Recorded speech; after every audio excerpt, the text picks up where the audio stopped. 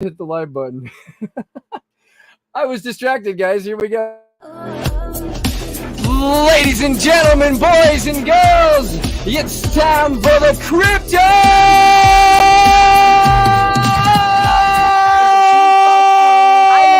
BlackSheep show for the second time in a row.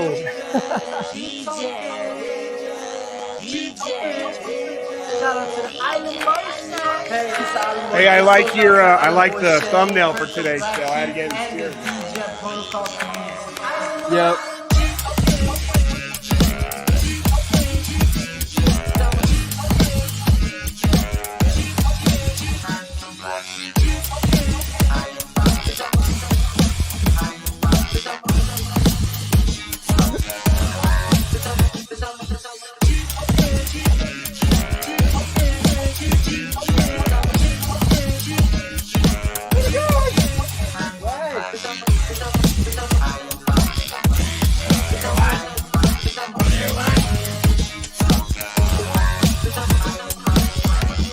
We got Donnie D.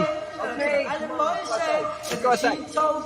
Going to the moon. Drip pops and pose gonna make us all rich. The DJ for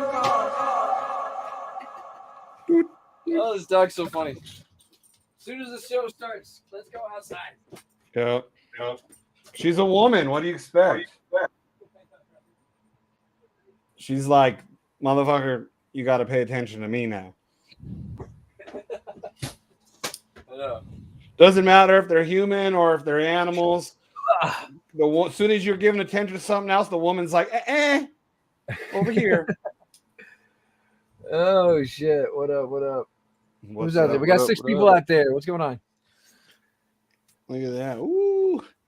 Yeah, I've had this fucking Chargers hat for fucking probably over a decade for sure. 15 Ask years. what that ridiculous thing on your head is. It's Chargers. It's fucking American football. Ah, right. Softy football. Okay. Not softy football, just compared to Australian fucking rules, it's not as tough. Those motherfuckers are tough as shit. All right, stay. Softy football is soccer. What's going on, Donnie? Hey, not much, man. Having a fucking shit of a day today. But, you know. What happened? Personal stuff, man. Probably best not mentioned on stream. Oh, yeah. Probably the same shit you were talking about earlier. No, it just keeps on happening. More stuff. Oh, okay. Yeah. You ever heard that song by Kevin Bloody Wilson?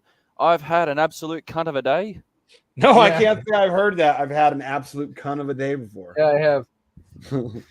Yeah. Wait, Shane, you haven't heard that song? I've had an absolute cunt of a day? No.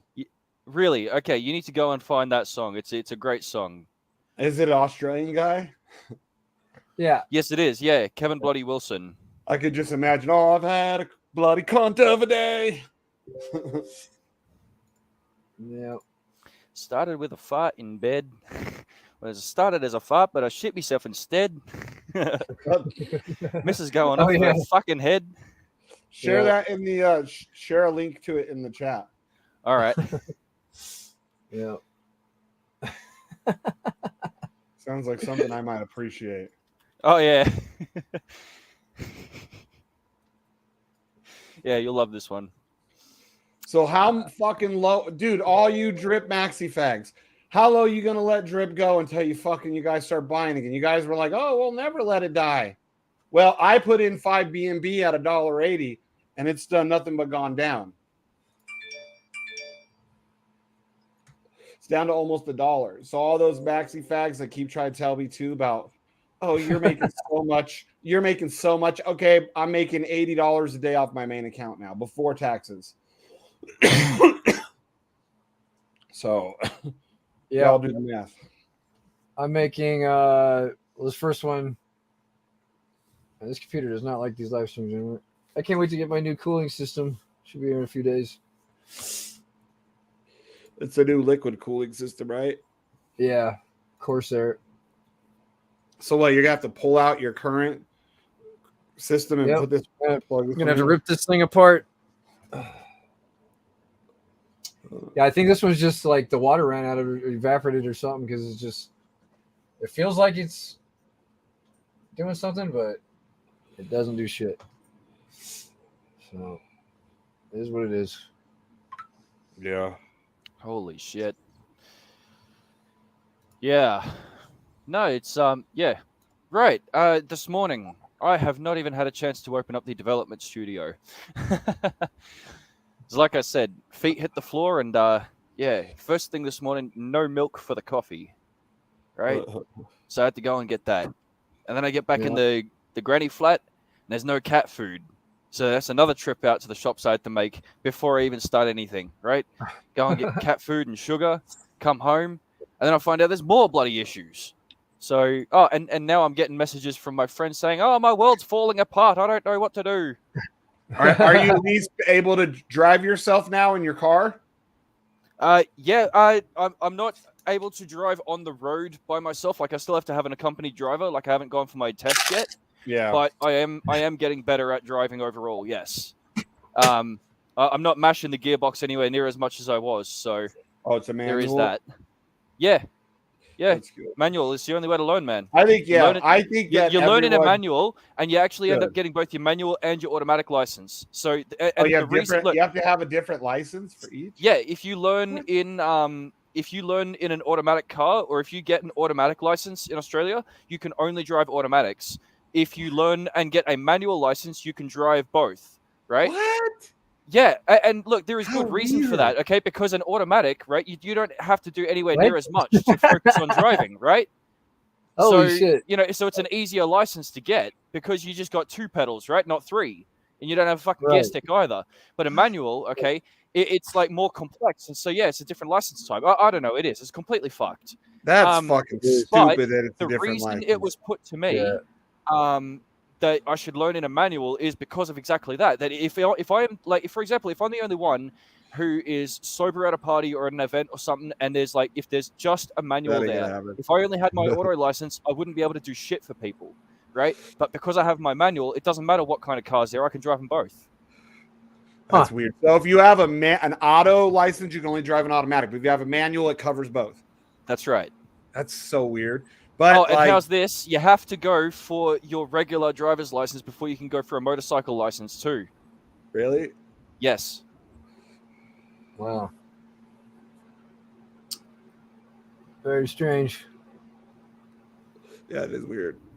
Like I think everyone should know how to drive manual just because, like, one of the factors, there was three major factors of why I ended up getting an automatic. One, Jennifer cannot drive a stick shift, and even though I can teach her, she rides motorcycles, she cannot drive a stick shift, so she can't drive that car or move it if I need it moved. Two, it was faster with the automatic, the 8-speed automatic, and then 3, it's easier for resale as an automatic.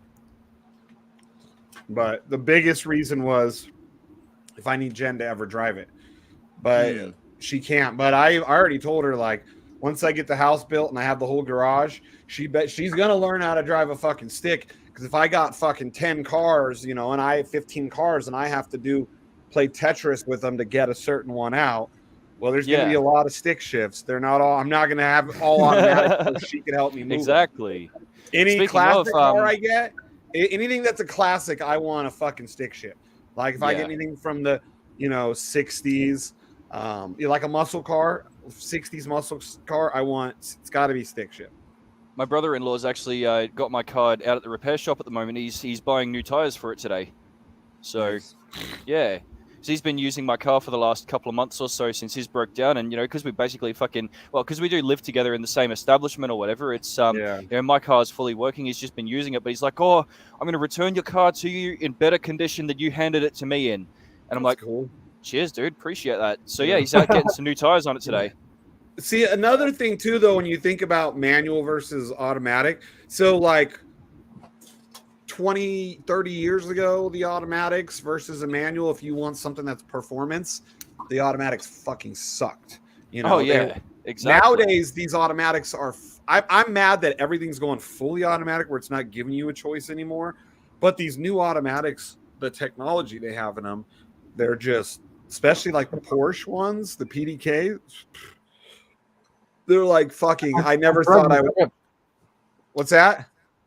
my truck just rips because it's got a bunch of really short gears, you know. So yeah. And how many is it? A 10-speed? 8. 8. Okay, so my car's an 8 too. Some of these cars have fucking 10-speed automatics, like the Cadillac I like, the CT5V Blackwing.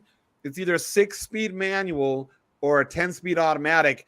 Now, if I get it, I really want to do it in the 6-speed manual because one, it'll make it worth a lot more money because Cadillacs are not manuals. You know what I mean? That's for comfort. But then it'd be weird to be slamming through gears while my seat's massaging me too. That's kind of weird too. But it's one of the few cars that actually is still cheaper to get manual too, because a lot of these cars, they'll actually make it more expensive if you go if they give you a manual option. Even if it's $1, dude, like they still are charging you. I'm gonna restart this computer. Okay. I think it was Porsche that charged, you could still get a manual in some of them, but they actually charge you like $1 or $100. I don't think it's much, if I remember correctly, when I was pricing them, but they actually charge you to go manual. Oh wow, really?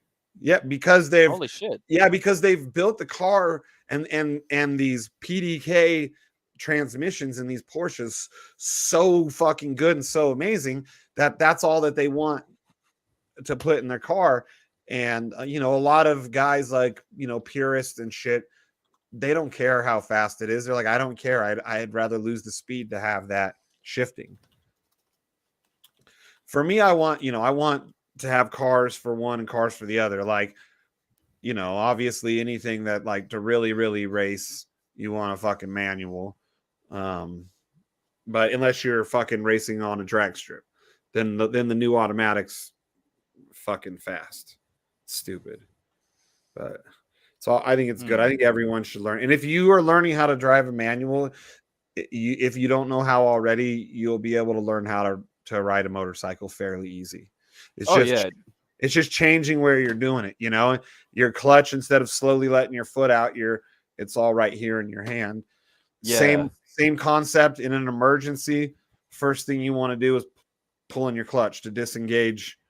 Disengage the engine, then you use your brakes, slowly apply pressure. Slow it down.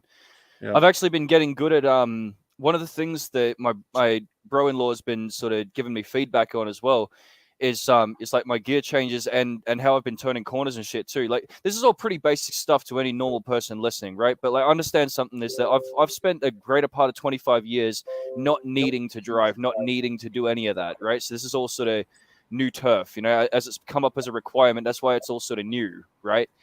But it's I've been getting better at like sort of using the gears to slow down the car when I'm turning corners as well. So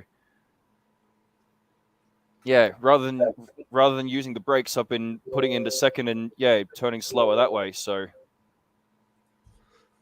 hey, Black Sheep, I'm gonna forward something to you to show. You'll see who it's from. They're saying show this on the stream. It looks just like the drip chart, and it's fucking 4X's chart. The was it Banker X? Yeah. It looks exactly like the drip chart. I gotta be honest, I'm fucking sick of hearing the same shit over and over again. Fucking fucking BT, drip, fucking back teller, fucking drip, 4X is great. Fucking shut up.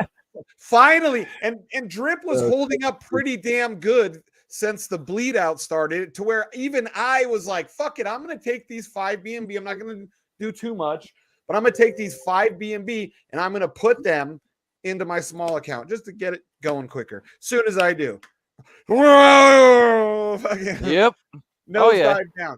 And I waited. It's like I say, man.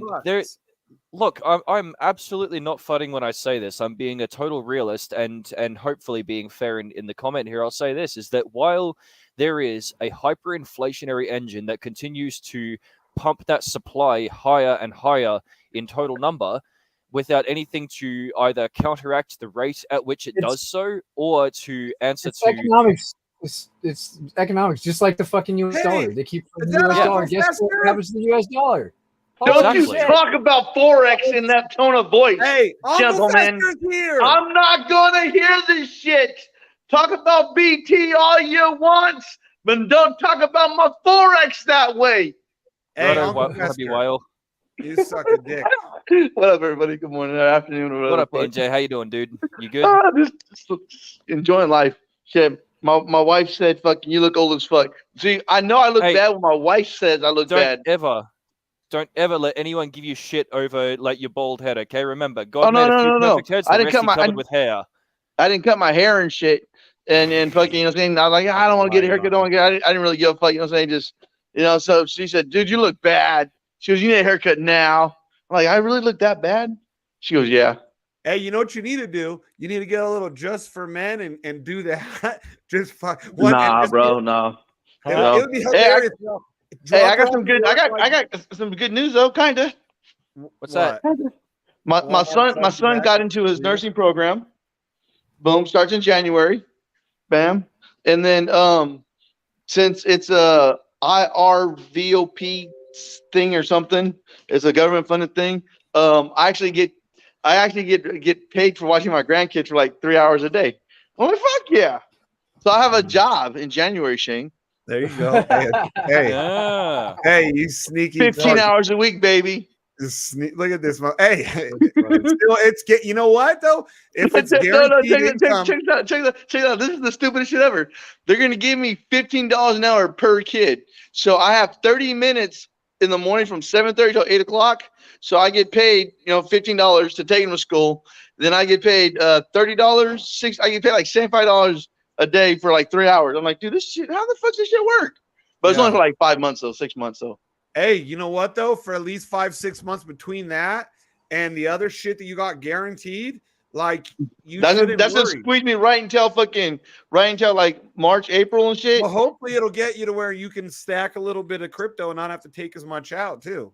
You're all, No, fuck I'm that buying a shit. bunch of crypto. I'm buying crypto. I'm buying. Like I said, yeah. I'm excited. My son finally got in the program and shit, and I got a little bit of breathing room. You know what I'm saying? So, dude, yeah, I've been overly blessed today. For you. Oh, dude, I'm happy for him. Hey, look at the comment for you. It says, "Why does this bald guy sound like an 18-year-old? Because he's never worked before, so he's all excited. Put on your chains. Kiss my ass. Hey, put on your chains too. And he's got a bunch of chains like. Oh, y'all want me to flex? I'll flex on y'all motherfuckers and shit. I wouldn't call that flexing. That's flexing. Do you have a custom piece? I don't. I never would want. I have custom jewelry. I'm almost 43 I have custom jewelry. Hold on. I'm almost 43 years old. Even when I was 18, I wouldn't have worn no shit like that.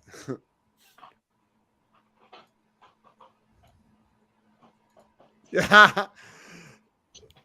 Not flexing. That is fat wrong. You like that shit, huh?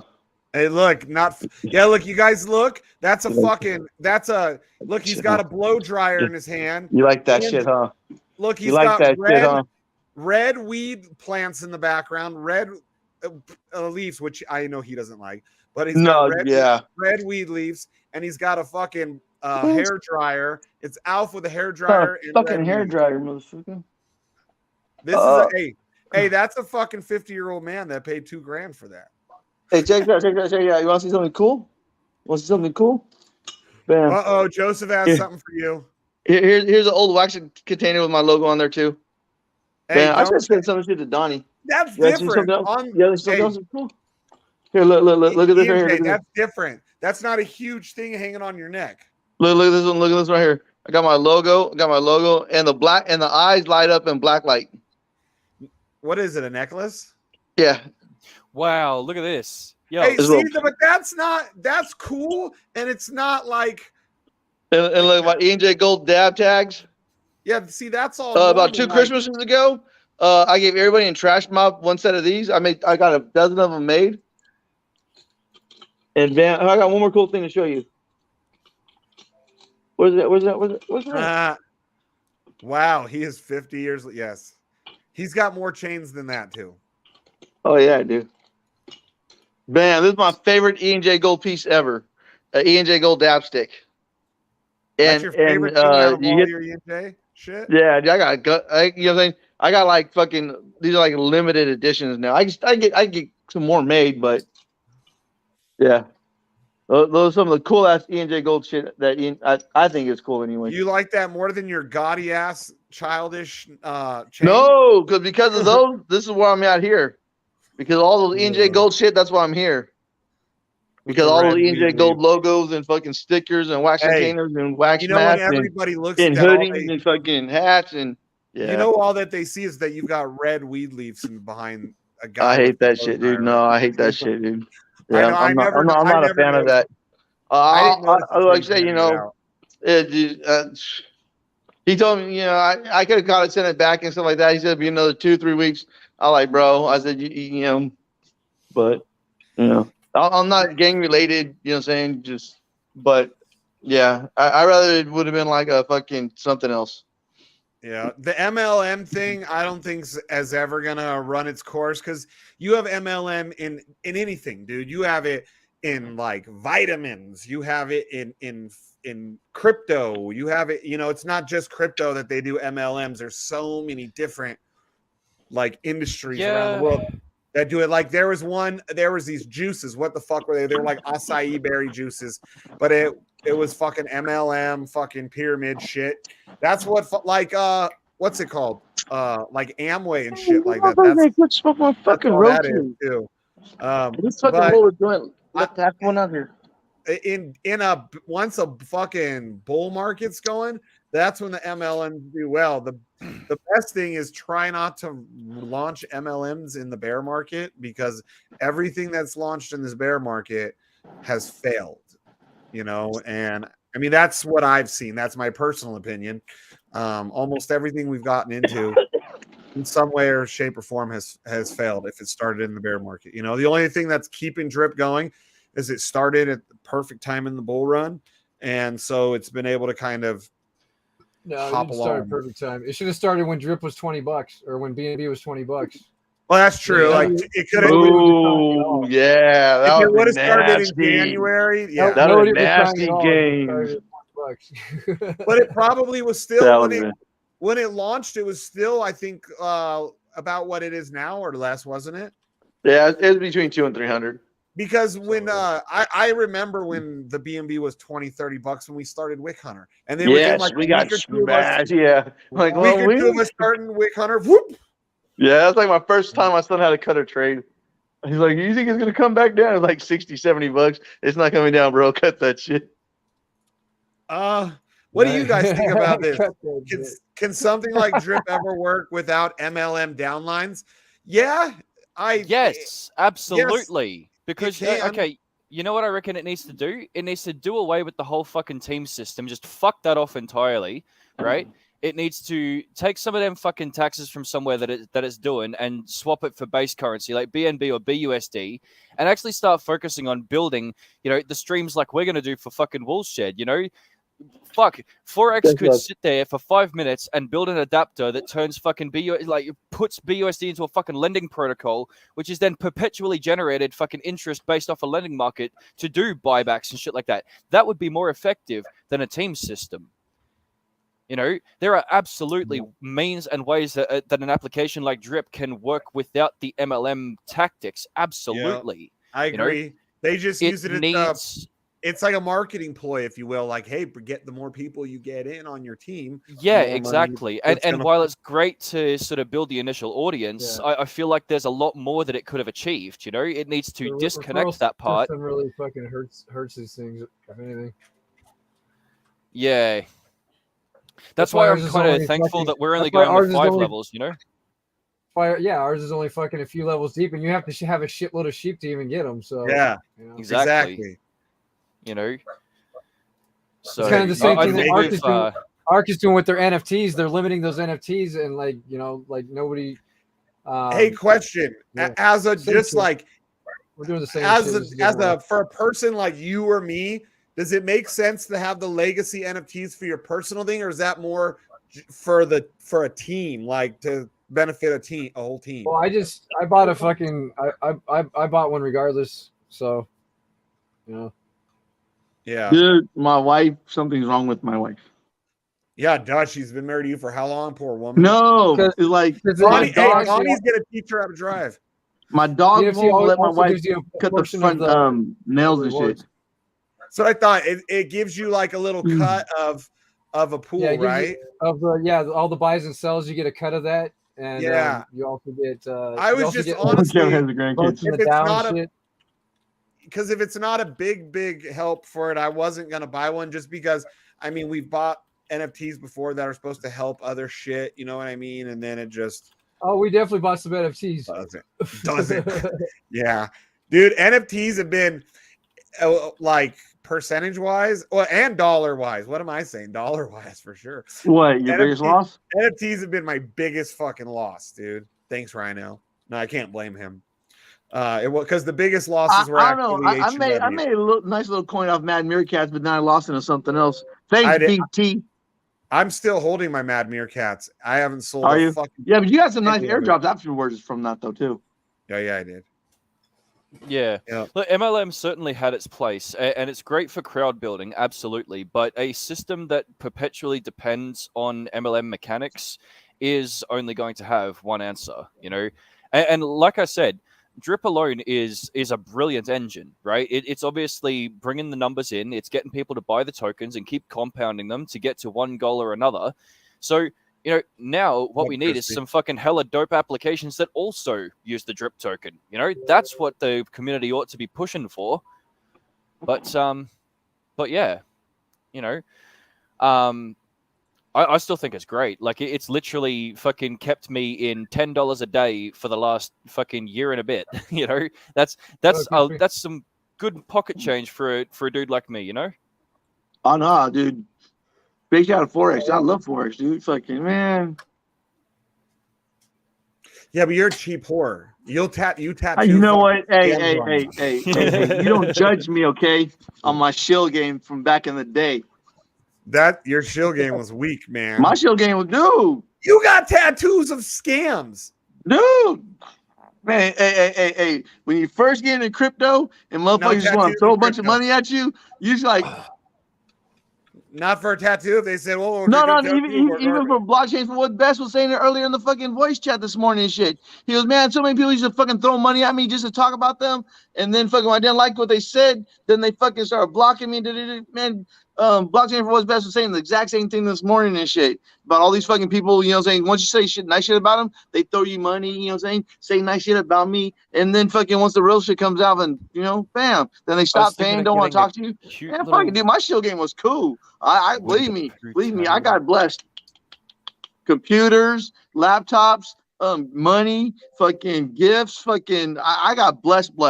Thank you to all my crypto friends for the blessings. I don't give a fuck. I was thinking of getting a cute little Winnie the Pooh tattoo on a hidden part of my body. Kind of cute, right? Or sleazy. Well, okay, if the hidden part of your body, let me just tell you. Well, her girlfriend's encouraging her to get one for her 30th. So if the hidden part is going to be your butt crack, well, then maybe when you spread your cheeks, you got Winnie the Pooh also doing the same, giving a goatsy. Dude, my dad used to always tell a joke when I was about a teenager. My dad's double butt crack spread. Yeah, dude, my dad's name is Bob, and he said he was going to get a B tattooed on both ass cheeks so he could do cartwheels and say his name, Bob. And I was like, you're disgusting, Dad. a B on each ass cheek, and you figure out where the O comes from. Blessed by scams. No, just more like referral commissions. More like referral commissions, you know what I'm saying? You know. It depends on where you're putting it. Like me personally, being a guy that's tattooed up, I personally don't like girls that are heavily tattooed. And if so, I think women should be more like a accentuate something, you know what I mean? Like with the hip line, you know, like something, but like blasted on your neck or something like a Winnie the Pooh right on your freaking forearm. Winnie the Pooh, fucking big old. That would be a live poker. You know what? I was one of the biggest losers, and you guys can check my records. I was the last one fucking holding. I was the last one holding on BLI because I didn't dump on my community. Because I did not dump on the community. The dev fucking paid out those people. I didn't dump on the community. I still got those fucking tokens. I didn't dump on the community. I don't give a fuck. I was selling 1 token a day. 1 token a day. I thought you selling 1 a week. No, I was selling like 1 a day. Out of 1 a day, and I had enough tokens for like 18 months. 1 token a day. I was selling 1 token a day. Thought the black pyramid behind you was your hair, some legendary locks. No, but that would be a really cool look. I always thought it was too till he just said that. That it was the hair. No, it's literally a black triangle to accentuate the face, you know? To bring out I see it now because I always just saw it as hair too. Like say, if Mikey didn't dump on it, it would have went nowhere. Mikey took all my money. I took all the contract money. You're gonna make him happy because he tried to claim, you know. I know. I know he didn't get no $30,000, but if he said I drained the bitch, he might have grabbed like 10, 12, 15. I don't know what he got, honestly. But I know I didn't dump because, you know, I would look like I would really look like an ass. Yeah, I still have never sold a single sheep. Yeah, lucky you, man. I never sold a single sheep on BSC. Oh, I've never sold one on any fucking. Someone slapped this man. Faggot. Who? You. Hey, you want to freak him out? Fucking slap. Hey, Ian J, go get a job. I might have one in the. Hey, to him, a job is like it's like a horror movie. It's like a horror movie, though. For me, I'm like I say, I'm a personal Uber driver and I'm a part-time babysitter. Driving your wife to work because you refuse to let her drive is not a personal Uber driver. Well, man, bro, believe me, I wish you would drive because I would not let her drink and I would, then get home safely a lot of times. Yeah, right. But you'd rather not let her drive because then she might drive away and never come back. Bro. I've been asking for 17 fucking years, bro. The way you bring it to me is the same way I've been asking her about the last 17 fucking years. Shit. She's gonna run away. Do I believe in karma at all? Nah. I met this one asshole named Gandhiji and shit, and ever since then, I never believed in karma again. Nope. Man, don't believe in karma. Gandhiji was fucking stupid. Like that's what I'm saying. What is that? So it's like all that karma and all the Indian shit. Yeah, you can miss me with all that shit. You know what I'm saying? Gandhiji is basically a copy paste of the entire P3D code base. Just of what? With a fucking of P3D. Something that the only thing he did was like, oh no admin for no referral rights.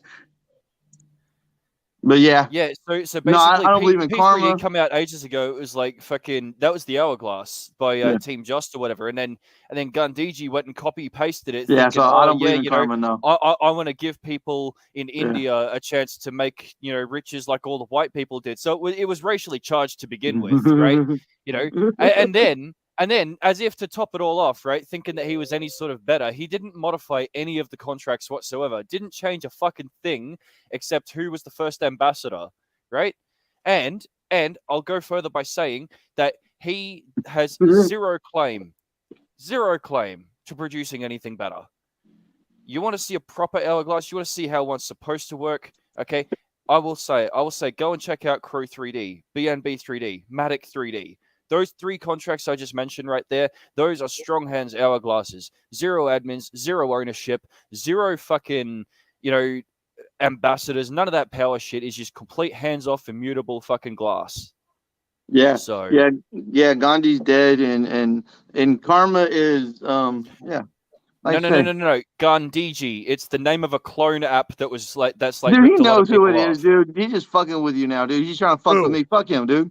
Who? You know what I'm saying? He's a fucking troll from back in the day, just under a different fucking name. That's all right. I don't mind. Hey, it gives us something to talk about, Yeah. Yeah. I don't know what you guys are talking about either. What's this about Gandhi? Yeah, that's what I thought. That's one thing I thought was like, what is he?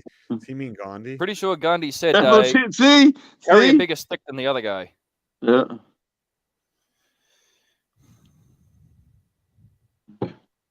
Yeah.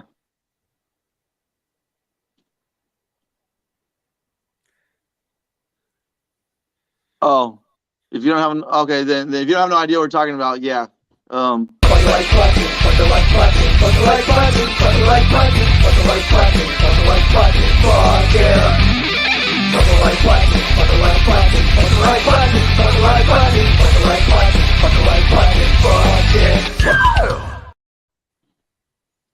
Yeah, I've never heard. Fuck Boom. the like button.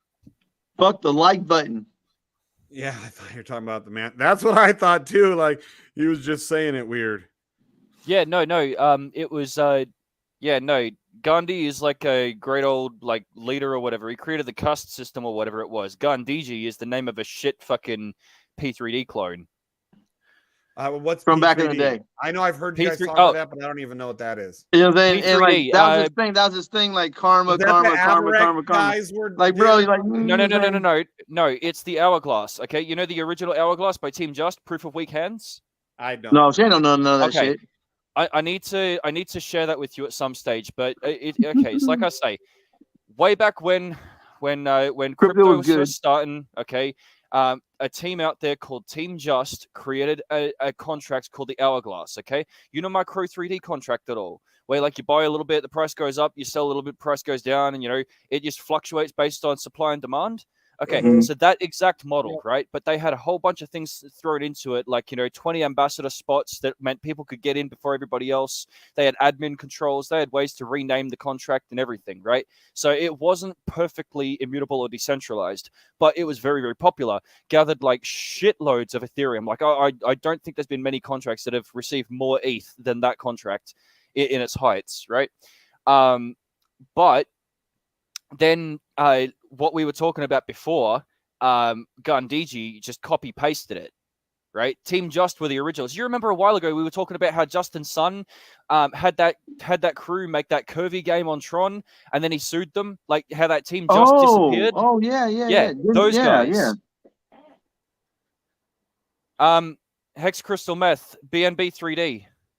BNB to that karma shit you brought up was just going to lead to a scammy program. That's Some guy copied another project and renamed it. And I apologize if you didn't know. Saying you started a snowball of scammy shit from the past by you talking about karma.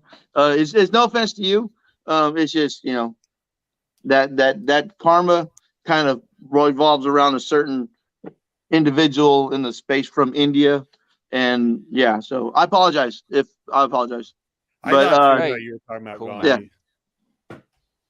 When you said Gandhichi, I was like, I've never heard his name said like that. Well, yeah. And so it's just a shitty project. Was it Ethereum? Yeah. And then when Ethereum fees went out, everything like everything else, it kind of slows down when you can't afford gas. My first DeFi project ever that I was on was Flow. That was the very first DeFi. Before that, I only had done the masternodes.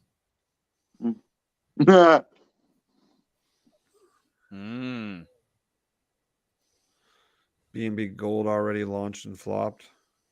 Yeah, again, that's because it was a raw copy paste of that contract. It's like I said, any of those copy pastes of P3D or Gandhiji, they didn't do shit to fix the problems. They didn't do shit to actually make it properly fair. Okay? Bones, why are you starting shit with me, Bones? Bones, why are you starting shit with me? Go grab any of those fucking copy paste contracts, compare it to the Bones 3D contract, and you'll see what you got to do, right? Simple Bones as that. Is after your ass today. I was okay. Hey, Bones, how's your contract doing? Oh, hey. That's what I'm saying. I don't know why people fuck with me, bro. Hey, I got ammo too. The difference is he didn't work with the same scammy dev 3 times before he learned his lesson. I didn't say how's his contract doing. And they didn't scam out ever. They told us ahead of time. I said how's his contract doing. That's the only thing I said. They told us ahead of time they were going to be seizing moving forward due to circumstances. That makes sense. Haven't seen no one talk about his lately. I mean, I quit. After the poker, I was like, dude, you know what? Yeah. I'm not a community leader. I'm not. I can't stand people. I don't want to answer questions. I don't want to talk to people. You know what I'm saying? I love Sheep because he does this kind of stuff and he likes it. I can't stand people and shit. Outside, like 10 people in here, I don't like people at all. I don't want to talk to people. I don't want to answer my phone with people. I don't like people. So, I hate people. Oh, Yeah, man. People suck. Mm-hmm. Yeah, like saying, like, dude, like, Yeah. Yeah, I no, keep my room, my group small. I didn't get burned by that gun DG thing. I never went into it. Yeah. As I said, I saw the flaws and I decided to make my own. Yeah, I mean, I made money in it, but it was just a cult-like atmosphere to where it wasn't. Yeah. Oh, it's really one of those inviting. too? You know what I'm saying? Yeah. It Oh, was yeah, cool. man. Look, I if mean, you the community was strong. It's just it was a cult-like atmosphere, though. That's what tell I you don't this. want to ever happen with our shit. Like There we're is a too lot much of of scary assholes to be shit that like was cult, happening like- around that community. Let me tell you something. If Yeah. you think the Dripthians are bad, if you think the Drippers are bad for leading an army or a pack against anything, like Hexicans for are FUD, the worst. or that I've seen. Hexicans, seriously, ain't nobody gone up against a crowd of P3Ders. Just saying. They're that culty, worse than Hex. Yeah, like worse. And check this out. How's this for fucked up, right? It was actually alleged that one of their administrators / lead developers disappeared, like completely, like shut everything of himself off, disappeared, and like some even say he was arrested or whatever. But rumor was going around that he was like that, like anti-Jewish or whatever. He was practicing reverse Torah rituals between deployments. Like, yeah, real nasty shit. Hey, Ian J, you see that? No. Crypto Bones, yeah. Tell him, Shane, no rugs for bot gains. As a matter of fact, even though bot gains, what did it have? Like we had like one bad cycle, if I remember correctly. Maybe still out there. Bot gains because remember the whole thing, and then having to my contract's still out there. They couldn't with money in it. They could the fucking yes, it is, guys. Don't even fucking check like fucking months ago. I said, my shit's still out there. Shit's still working. What the fuck y'all talking about? Contracts don't die on the blockchain. When you cannot access it because they went. You can fucking access it. All you do is ask me for the contract. Do you even remember what happened? Why they shut down? It wasn't because they worked with the same scam ass dev 3 times at rug pulled.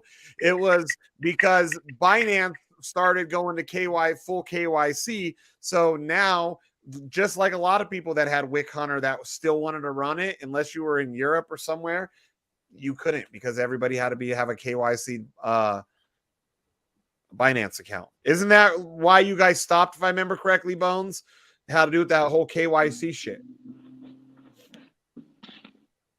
That and after everyone was getting wrecked on Wick Hunter, I think people were starting to get scared of anything with bots. Like that's like even like when I tried to tell Fracken, like we've done bots, bro. Like we had bot gains, which was when we were letting a professional trade our shit with bots, different bots, types of bots. Then we had our own personal Wick Hunters, and then we had Wick Hunter. Some of us ran Wick Hunter on multiple websites, Bybit and Binance. I did. And then I was a moon trader. I was a paid moon trader. And then we had what were those BitsGap bots, which was the grid bots, and then the KuCoin bots. Like we were doing a lot of different bots at one point. Yep. That's what I thought. See? I wasn't and they warned everybody, hey, moving forward until further notice, we have to stop this. It wasn't because they rug pulled. It wasn't because they're dev. There's always a fucking way, Shane. If it was making that much money, dude, he would have found a way to keep it alive. He would have just traded it another way. Come on, really. Come on, bro. Yeah. I mean, come on. I mean, come on. There's always a fucking way. You know what I'm saying? Hey, I like you, Bones. I don't know why you're taking shots at me because I can shoot right back. Who, Bones? Yeah. Nah, but I think Bones will win that one. No. He will. He will. Like I said, I like Bones. I know Bones a long time. But I don't know why. Bones. Sometimes Bones, I feel like Bones be taking like dirty jabs at me and shit. Like, bro, I didn't say nothing to you. Bones, it doesn't troll a lot. He saves it up, you know? Oh, yeah. I was saying, like, okay. bonus hat comes with some zingers. Hey, it's not personal, Ian J. He shoots them at any of us when he gets the opportunity. Jay. Take it like a man. Yeah, I did, but I should have to take it 3 years later. I should have stuck to the same shit 3 years later. You know what I mean? Yeah. In 2019, 2018, 2019. I'm still hearing about it's 2023 now. Yeah, hey, Crypto. Yeah, I shouldn't hear about shit fucking 3 years later. Him. Yeah, I mean, you don't got to apologize because he's crying. Yeah. No. I just, me and Bones are friends. Like I say, we've known each other a long time and shit. Like, I'm just saying. Cool, I'm sure my camera's on. Damn, Bones told you. He's like, Ian J, get a job and stop getting that scam dev. Hey, Bones, matter of fact, check this out. I haven't traded in so long. I haven't traded in over 13 months from my trading account says. And so my son's gonna give me a crash course on how to trade again. He had to walk me through, fucking set up my MetaTrader 4, and dude, he had to check out everything. And so I can't say shit. I haven't even trading what, crypto or forex? I'm trading crypto, but it's off MetaTrader 4. It's off what? MetaTrader 4. MetaTrader. But I'm trading crypto. I'm just trading Bitcoin and Ethereum. I don't even know what MetaTrader 4 is. Is that? Yeah, it's a forex. Yeah, I use this Hugo's Way broker and shit. What up, dude? Hey, what's going on, man? How you doing? bro? Hey, Trey, what's going on? You good? Not a whole lot.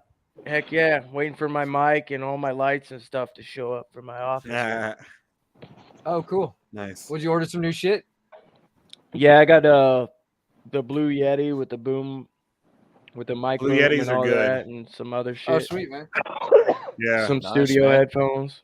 Nice. Get Yeah, some there's new only kit. three Fuck yeah. mics. If I'm gonna spend money, I'll buy, and Blue Yeti is one of them. Sure, Blue Yeti or Rode are the only three I would spend the money on. As you can see, I got a Rode. Those are nice. All of them are good. If it's a heavy mic, one thing I discovered with this Rode one is it's a heavy one. BlackSheep's got the same one. Is I had to get like a heavy duty stand to hold it because the lighter weight ones it would just like. Yeah, I spent like $80 on the mic boom. Yeah, it should be decent then. Yeah, like because I've had the cheap ones. I tried when I got this one, just wouldn't hold it up because like a good mic is heavy, they're not super lightweight. Right. Yeah. You buy one of those cheap ones, you end up with a fucking tinny sound coming through, and then just doesn't work at all. Yeah, like in my other desk in my room, that little office setup, I've got like a cheaper one with a little thin. Yeah, that's all paid, Trey. Perfect. We'll get the rest of it rocking and rolling. What do we do next? Am I waiting on your boy still? Or yeah, for the liquidation, I will send you agreement for that, and we'll get that taken care of. Cool. Right on. Ready to rock. You just want to do 80% of each one of those? Yeah, that's fine. Whatever you recommend. 80%, so we don't raise any red flags. If you go above and beyond that, yeah, let's not do any red brand flags. New cards. Well, what am I just charged that on one of them, so I guess we subtract that, right, or what? Yeah. Okay. Yeah. Cool. Ian J, just don't cabbage hands the grandkids, okay? Don't be selling them. No. I love those fuckers. Yeah, but you love them until you're like, shit, I need $20 to buy a bag of weed. Oh no, I need way more than that for weed. You're all, or you need like a new chain. I don't smoke dirt weed, bro. I smoke a little better than that. You need it. Well, that's what I'm saying. You'd be trading. Yeah, I'm not trading. I'm not trading. Yeah. I don't smoke. Yeah. That'd be like a fucking one blunt, $20. That's like fucking like 8th grade type shit. Ian J's like, I'll give you my grandkids for the whole day. Don't do creep shit, but they're great slaves.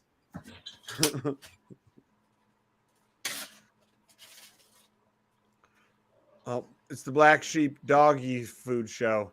There he is. Look at Black Sheep's dog eats better than a lot of humans do.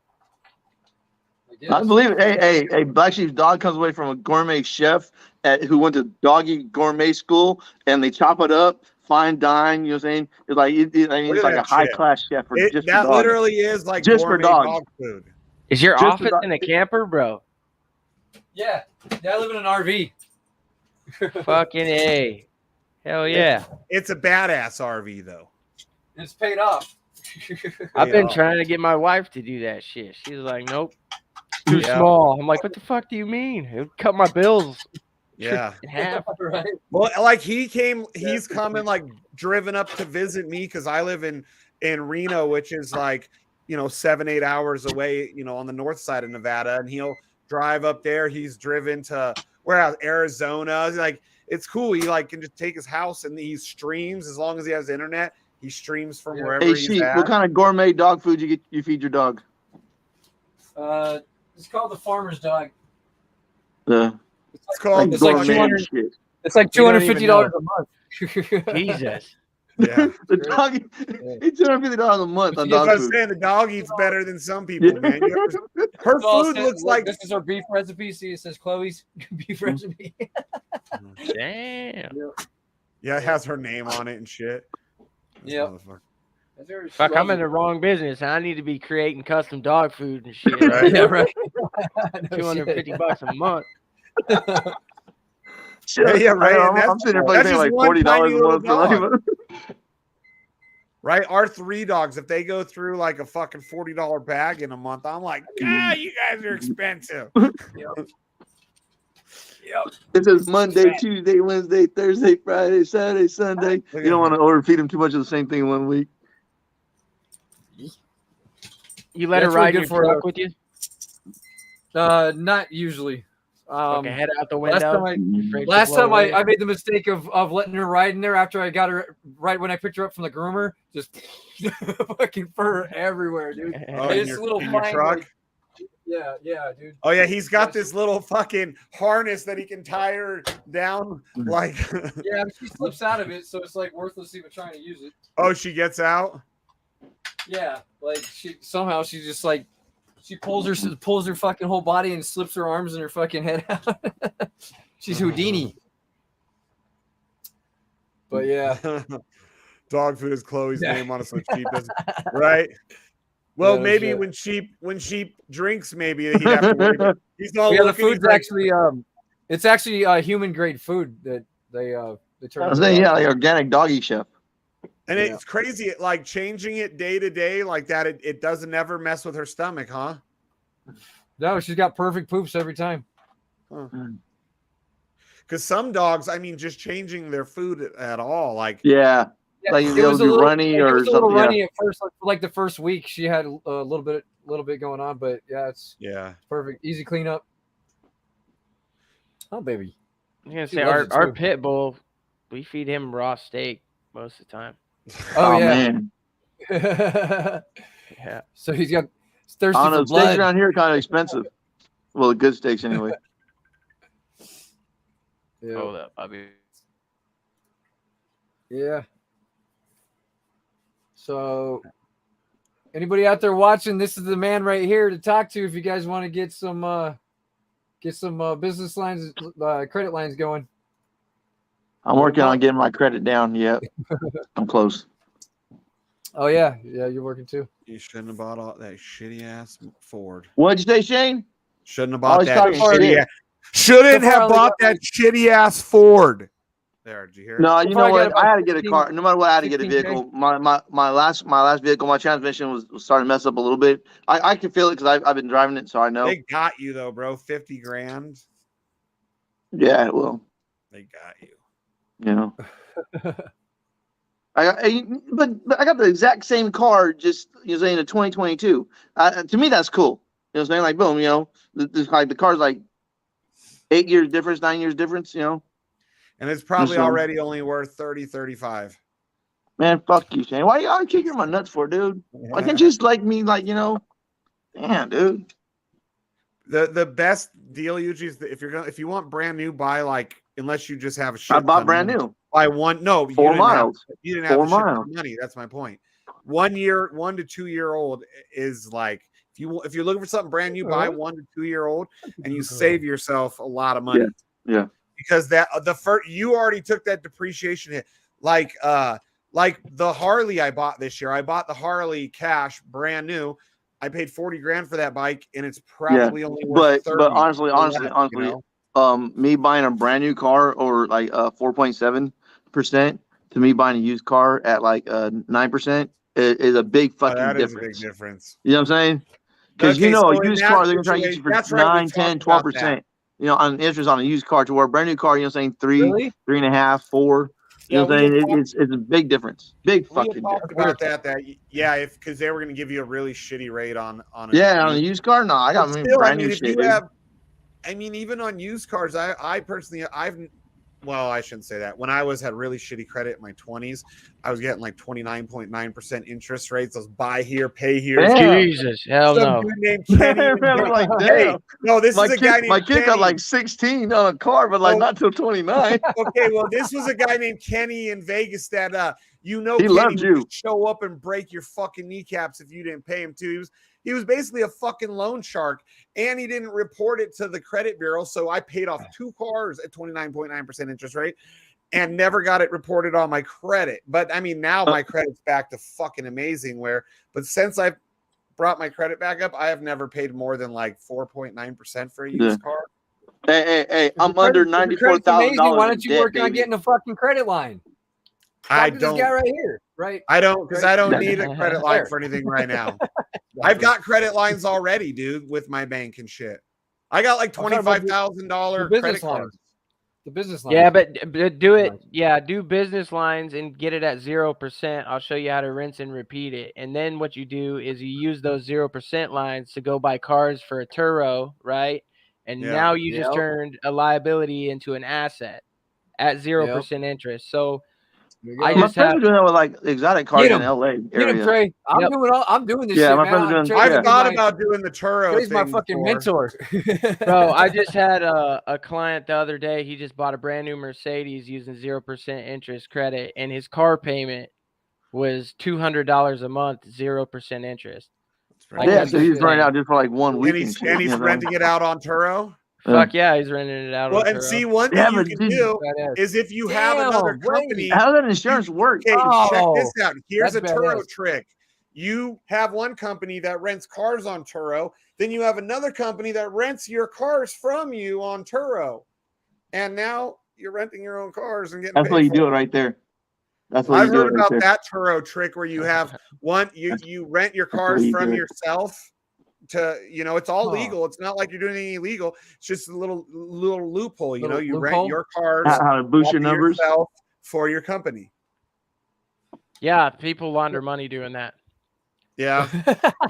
Oh, is that a lot money laundering? Yeah, that's what I'm saying. How do you? I do exactly what he's doing. How do you go about doing that Turo thing you're talking about, Trey?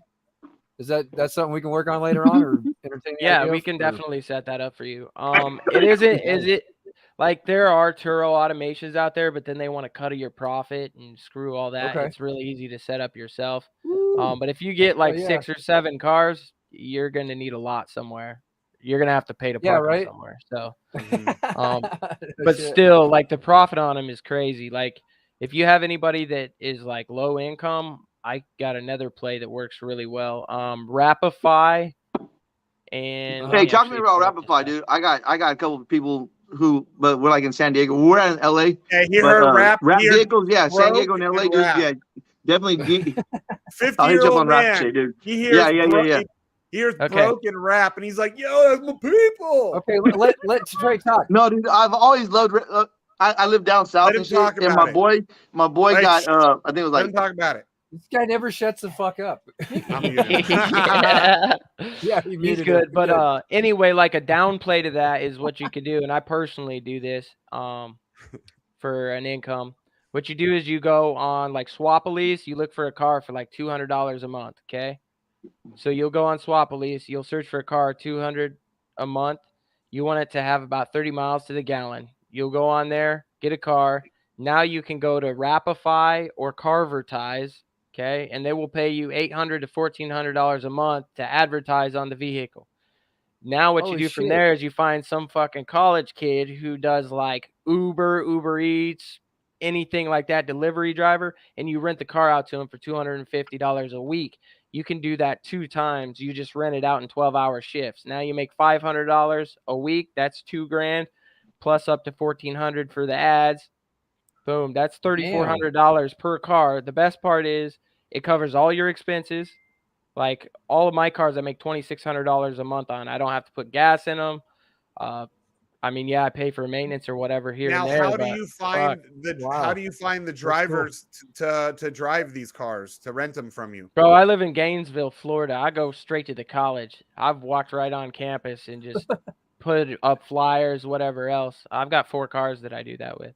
Just you put on flyers like, looking to rent a car to do Uber or something. We're your guy. Is that? Yeah. Okay. And you just come up with a contract. Here. We have a pretty big college here. I'm in Reno, so we have UNR.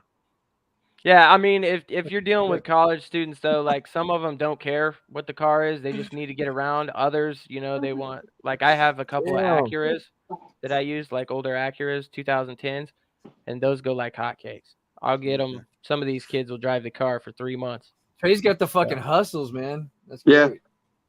That's fucking awesome. Hey, I'm gonna hit you up with a DM probably later this weekend about the wraps. Maybe probably like on Monday about the wraps and stuff like that. If you got a little more time, like I say, because I definitely got some. And Trey, I like right now I don't have the room for all the cars, but once I start developing my 40 acres, I'd actually thought about doing that like a Turo kind of thing, and doing like RV, like the RV rentals and shit. Because same idea, like. It's like you're renting a fucking apartment to them for the weekend or whatever, RV rentals, you got to be careful though. You're going to want someone that knows exactly what they're doing when it comes to cleaning them.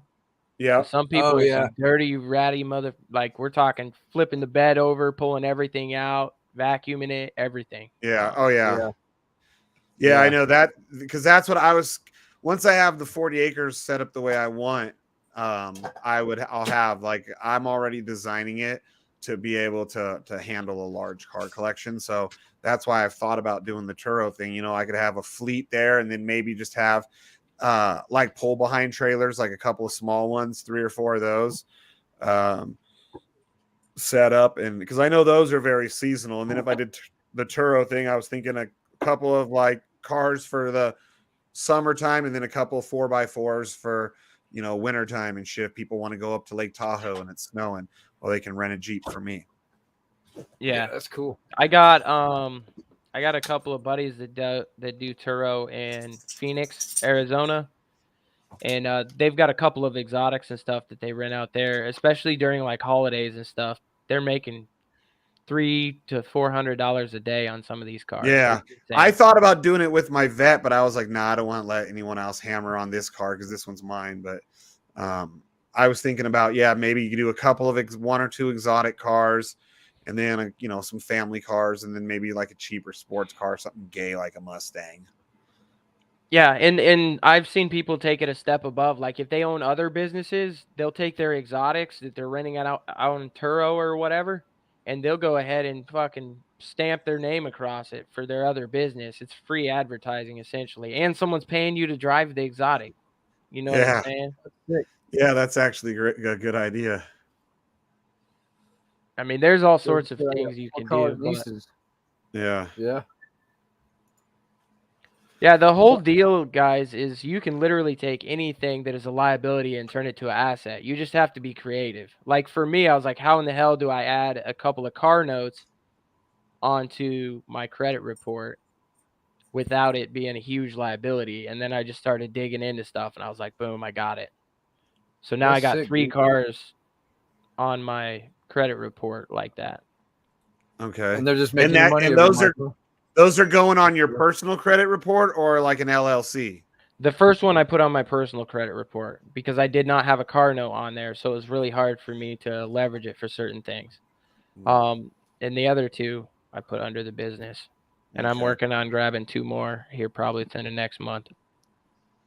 So I mean, I do have room for like 2 or 3 more cars at this house. No, well, even one like an extra $2,500 a month. I mean, fuck, that's a steal. Yeah, the car pays for itself once the car is paid off. Yep. If Up here for something with all-wheel drive would be perfect, like a car with all-wheel drive or like a Jeep, something like that. Yeah, because the problem I see is a lot of people, like, they're not open-minded. They're like, well, fuck, I don't want to go driving for Uber. Don't. Just figure out how to get you a car and pay someone else. Yeah, exactly. Right? Someone else will pay you to use the car. Exactly.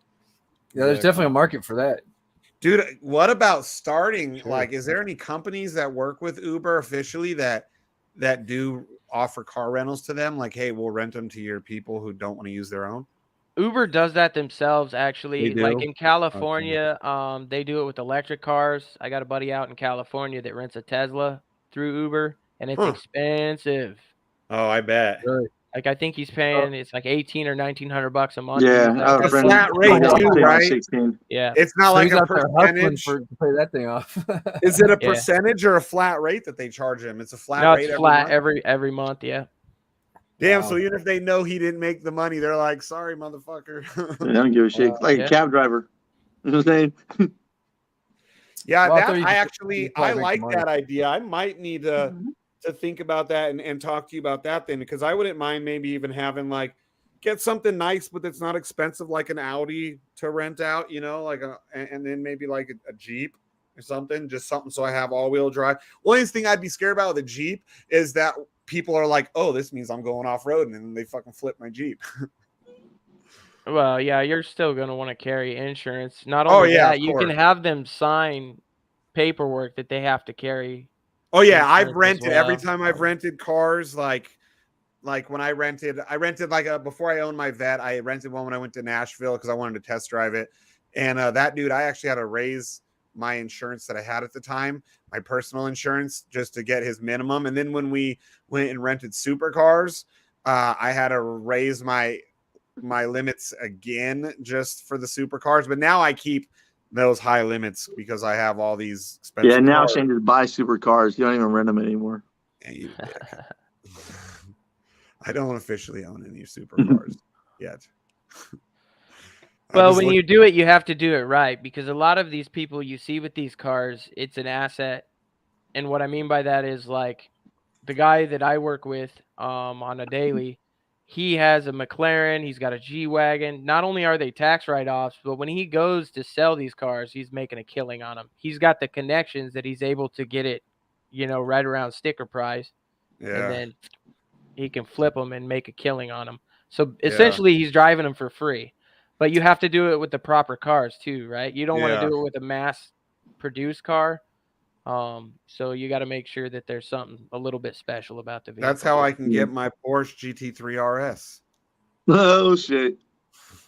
I rented one of those, dude. When we all rented supercars, I've been in love with that car ever since. I didn't even want to get back. Like, I left my Corvette and got into the Porsche, and then when I got back, I was like looking at the Vet. I'm like, I love that Vet, but I don't even want to get in it. I just want to stay in the Porsche. It was fun. There's a major price difference there as well. Hey, yeah, back then that was the height of the because afterwards I was shopping for one, and I was looking at the one I liked was like $400,000 used. Now they've gone down. Now I can get it for closer to 300, but they still need to come down a little bit more.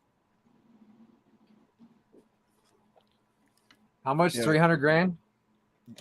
Well, you could find some of them in the 200 range, the GT3 RSs, but the ones I always like with the color schemes and all that, for some reason they seem to be typically over 300. But there was one I have one. It's like it's on every one of my screens, dude. That one was like $390,000, and I was so close. And Jenny was like, "I swear to God, if you buy that shit to park it in our rental house, I'm gonna be so mad." So I went and bought the 40 acres and was like, "Hey, I bought 40 acres. Now can I buy the car?" But no, I need a place to park. And she's like, "Where are you gonna park it?" Fuck. Not because I ain't parking that outside. I ain't parking the Vet outside. I ain't parking the motorcycles outside. I'll leave the Beamer outside in the truck. So I have to wait. Even though the Beamer was a fucking more valuable car, that one doesn't get to go in the garage. Let's see. Does the person renting pay for the car if they wreck it? Yes, you do want to have a contract or some sort of written agreement. Yeah. Like Turo, if is the same as like Airbnb. Okay, so when somebody comes to Airbnb and they wreck your shit, what happens is in that agreement they're also paying for insurance. Okay, so not only do you have like homeowners insurance on it, but Airbnb also has insurance. It's the same thing with Turo. So if you're doing it through Turo, the agreement already has that in there, and Turo will cover it. Yeah, you know and any, they'll ask you if you want additional coverage because I just did a Turo, and then do you know of any Airbnb hustles like for like properties and shit too, or?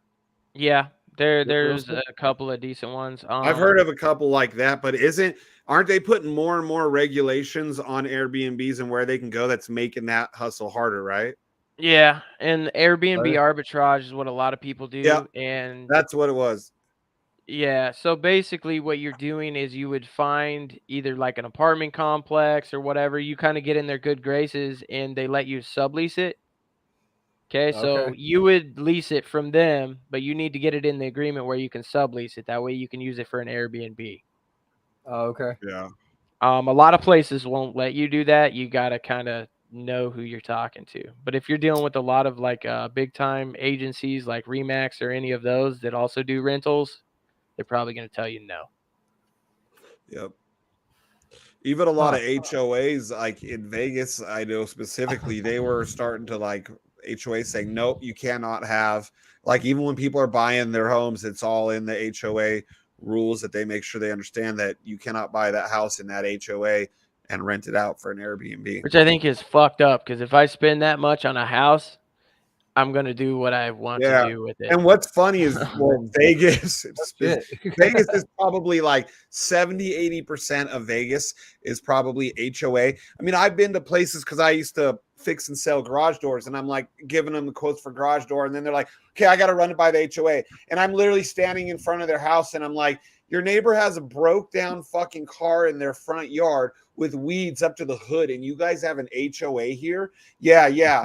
And you're worried about your garage door. I mean, I don't blame you for, because garage doors are expensive, but it would blow my mind, dude. Like, I'd be like, this neighborhood has an HOA. It's fucking like, I don't know if I've heard mob. It's kind of like one of the ways the mob in Vegas took another turn, to run these HOAs, because you're talking like big business. The way that they find people, they can put liens on your house. You go to sell your house, and all of a sudden the HOA is like, oh, you owe us 20 grand from 2 years ago. Get fucked. Yeah, that's insane. Yeah. No, that ain't my thing. I mean, if you pay that much for a house and you still have to have someone babysit you and tell you what you can and can't put in your front lawn and what color your house can be, like fucking some of the dude, there's HOAs in Vegas and at the really high end neighborhoods, like one of them's Red Rock Country Club. You cannot park your own car in your driveway at night. You can have a fucking $1 million car in front of your mansion that looks beautiful and it doesn't look bad or out of place, and you will get a ticket from the HOA for your beautiful $1 million car in your driveway. And if you have somebody visiting you that's staying with you, they have to get a fucking parking pass, and they have to be in your driveway. They cannot be on the street. So you can only get like 2 parking, whatever passes, whatever it is, overnight. And so they limit them. They limit how many days your guests can stay with their cars where you can see them, unless you have room in your garage. Then your guests can park in the garage, and then there's no problems, and they can stay there as long as they park in the garage. They're not a guest and shit. They're living there. Exactly. So I couldn't believe it. I was fixing a guy's garage door, and he starts going off. He's like, yeah, I got it, because he couldn't get his car into the garage, and he had like a fucking. I don't remember what he had. It was like a fucking $400,000 or $500,000 car. It was not a piece of shit. And he was like, it was a Maybach. He's like, can you fucking believe that I got this ticket because I couldn't get it in the garage? And I was like, are you kidding me? He's like, yeah. He goes, you think I want to leave this car out? No, but it doesn't look bad. It's not like you're going to drive through the neighborhood and see his Maybach sitting out there and being like, look at that piece of shit, dude. This thing was like $400,000 or $500,000 fucking car, dude. And, you know, it's basically a fucking same, you know, levels of Rolls Royce, and they're complaining and they're giving him tickets. Wow. Fucking, yeah, that was one of the extremist HOAs that I heard. I'm like, wait, well, you can't even park in your own HOAs. driveway. The thing with the HOA to me is like you may as well live in a fucking trailer park and pay trailer rent because that's literally what you're doing. Right? Yeah. Like they'll tell you what bush you go and plant bushes in your front yard and it's not approved. Oh man. Oh, there's hell to pay, dude. my kids' great grandma, they lived in this big fancy neighborhood in place called Green Valley. Right on a golf course, all these $1 million homes.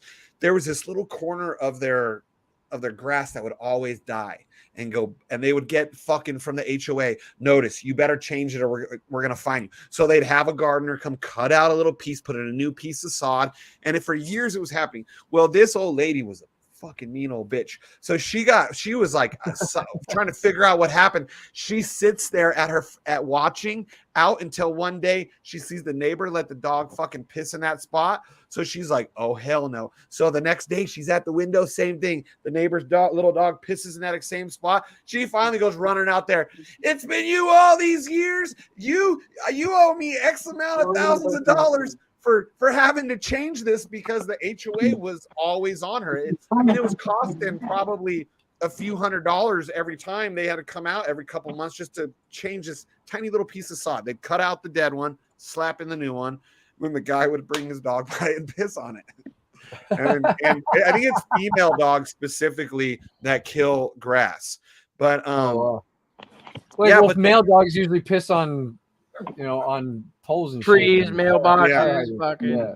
Yeah, because the HOA, the little tiny little dead little brown piece of grass out in their whole yard, big green yard. Tiny fuck that! piece. I'd have went and found me some fucking spray paint, and I'd have touched that shit up. All right, we're good. It was fucking crazy, dude. Like, because I remember I was in like my 20s, and I was like, they do what? She's like, yeah, every time.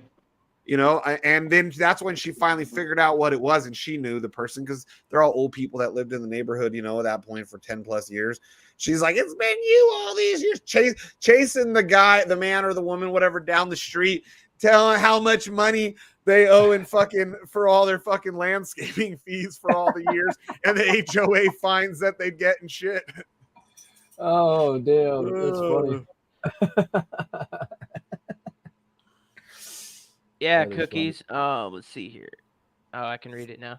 It's so awesome to hear Trey keep it real. All I get it. Yeah, there's a ton of that stuff going on. There are a lot of good side hustles, but you got to make sure you do your research as well. Especially when it comes to the affiliate marketing and stuff. They make it seem like it's super easy and it's really not. Yeah, no. I do a little bit of affiliate marketing, but you also have to be careful of the products you're pushing.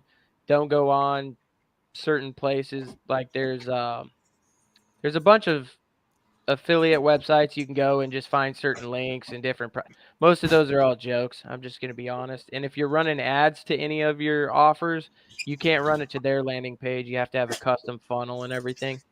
Otherwise, like Facebook will ban your account and you'll just have a whole bunch of issues. But a lot of the methods they're teaching are just trash and they're outdated. Nice. Yeah, a lot of that shit, like anything, like because I paid years ago for an Amazon FBA course, but I have lifetime all updates, and I haven't looked into it in a long time. And I signed into it like, I don't know, 2 months ago, and just in the last 2 years with the FBA stuff, like how much shit has changed and how much new courses and all that were on there. I was just like, holy shit, because it's like that. They're constantly if they don't update it all the time, no matter what it is, you're gonna fall behind. I had an automated drop shipping store on Amazon for several months. It was doing great, and then Amazon started swapping their policies. And as soon as they did that, they were closing down stores left and right. So I got mine shut. I got my fucking all my ads pulled. for marijuana pipes, these little kits. And it was funny, I didn't even smoke weed then. That was like one of those times where I wasn't smoking for a year, and I was like, yeah, because I couldn't find nothing that I could get so cheap that had such a good profit margin with, because I didn't have a huge budget at that point to buy product. And then it all of a sudden they were like, oh, pulled this ad. There was 4 ads for 4 different colors, and then like 2 weeks later the rest came down. And they said somebody reported you. That's what they said. Somebody reported you. And I'm like, yeah. It had to have been probably somebody else whose toes I was competitor. Was it an automated store, or were you doing it yourself? It was all FBA. It was all automated, with them. I mean, I had to, obviously get my product. It was all private label. But then once I sent it to them, it was hands off. Gotcha. Because the thing that I'm finding with a lot of these automated stuff, you have to be really careful because you don't know what's going on. And in any business, if you're going to be a part of it, I would recommend at least learning the basics before you have someone automate it. Just because no one can pull the wool over your eyes that way. Yeah.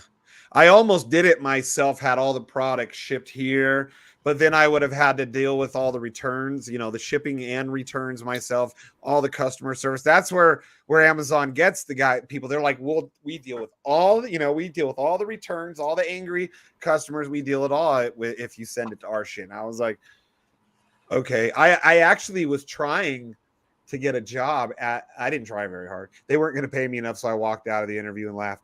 But I was going to looking to get a job in the distribution center here in Reno, just because that's when I was doing my store. I wanted to see how it worked on that end, and kind of like, like you're saying, get the idea of the whole thing. That way I understand the whole process on that end.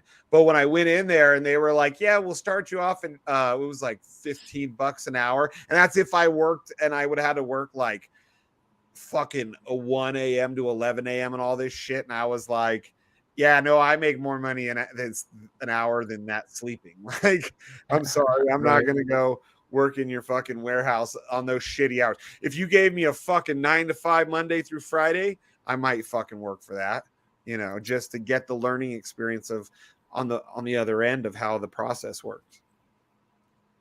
Yeah. Another side hustle that I really like, it's actually worth a fuck, is selling on Etsy right now. Is awesome. Oh, yeah, there's this place called Shine On, and it actually integrates with Etsy. Okay, so can I share my screen? Yeah. Not. Let me see. Go ahead. Yeah, I've heard a lot of people say Etsy is dead. I've heard other people say, I heard hit and miss. I do embroidery, t-shirts, and sublimation, so I do a little bit of everything all over the place.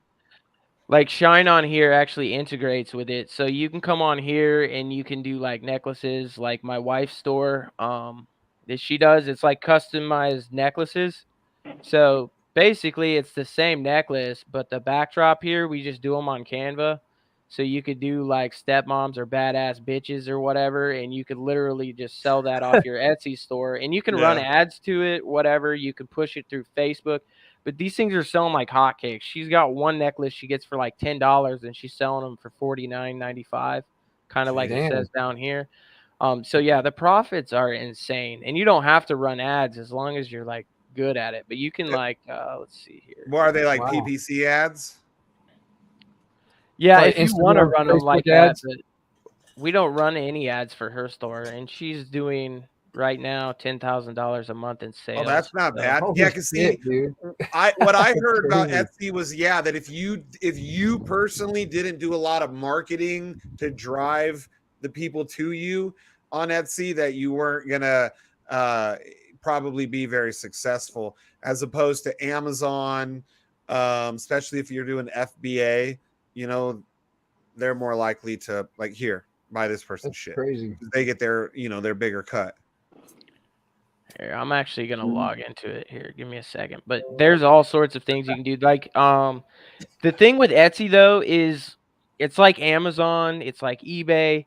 You got to make sure your titles are like SEO approved, right? Yeah. So you got to keep SEO optimization in mind when you're writing descriptions of items, etc., because a lot of your traffic is going to come from Google, Bing, shit like that. When people search specific items like stepmom's birthday or Right. Stepmom Badass ideas or whatever. Yeah. Badass bitches. And that's the other thing I like about Etsy is you can sell stuff like that on there and no one's gonna bat an eye at it. You know what I mean? Oh, Whereas, like, really? With if that you kind had of a language? Facebook ad that said that on there, Oh, they'd be yeah. like, "What the hell? No, we ain't approving that." You know what I mean? Right. That is fucking hilarious. Pinterest is another good thing if you get into Pinterest. I know we're all probably mostly dudes on here, but Right. Pinterest is fucking awesome when it comes to like advertising and stuff because you can just set up like a little pin with a link to your item on your Etsy store, and moms are on there all the time looking at gift ideas, creative artsy stuff, and as long as it resonates, man, you get a bunch of traffic from Pinterest. It's super easy to do. Wow. That is cool. Yeah, I don't think I've ever even got on Pinterest, but maybe once or twice. Yeah, Dude, me too. Pinterest is awesome for ads. Is Yeah? it? I've done it just yeah. looking like I was looking for like designs. I made some backyard furniture out of pallets, and somebody would told me to look on there, and I went and looked on there, and it was like just endless like pictures and shit and ways to find that how to make one. It's the only time I ever used it. I didn't realize it's good for like ads and shit like that. Okay, just a second. I gotta figure out how do I get to my products and shit.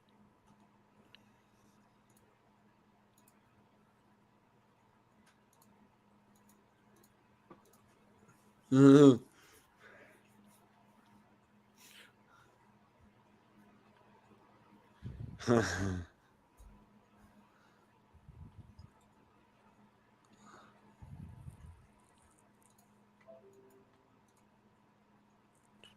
But yeah, there's all sorts of side hustles out there. It's just most of them, like I said, the way they're marketing them is horrendous. You're better off just figuring out how to do it on your own. Yeah.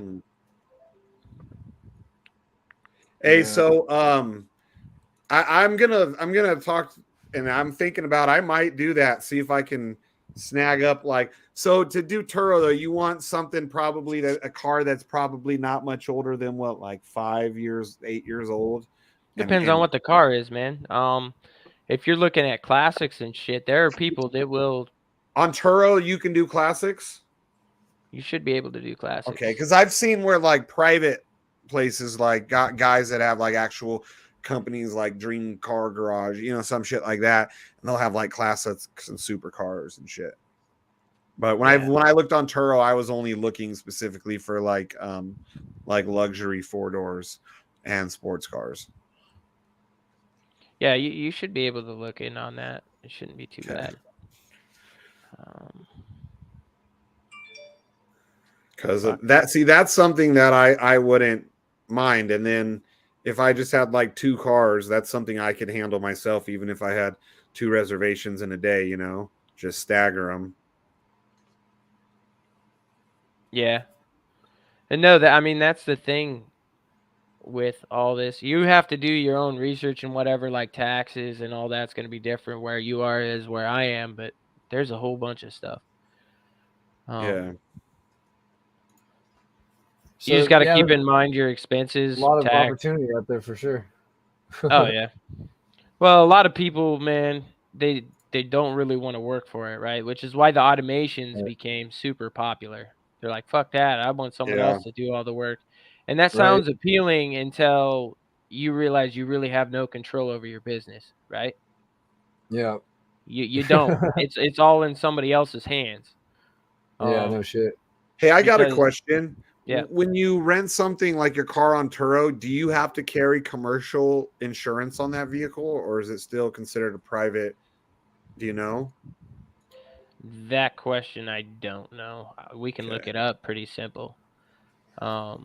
I think Colt, the way he's got his set up, because all of his he owes money on. So I know he's got full coverage on all his, but I'm not sure if he has commercial insurance. I can ask. Because commercial is expensive as fuck. Like BlackSheep, didn't you like look at registering your truck or something under your or insure it under your business? Wasn't that you? And it was crazy expensive for you. No, it was just a pain in the ass. I didn't want to do it if I didn't have to, because all my other shit's just insured under a private my personal shit. Yeah. Yeah. Because I mean, technically, it is, but it isn't. You know, it's still my private vehicle. I'm just renting it out. Yeah. Yeah, I was going to until they told me it didn't matter.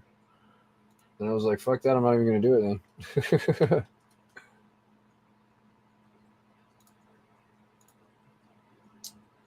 Yeah. But yeah, lots of good information today. You guys need to hit up Trey. He's the man. Get some credit loans. Right. Yeah. I know I got a lot of people that are like, they try and hit me up, and I'm like, man, I should just start charging people for consulting. Like, yeah, I'll help you build everything out, but yeah, it's gonna cost you should start a course, dude.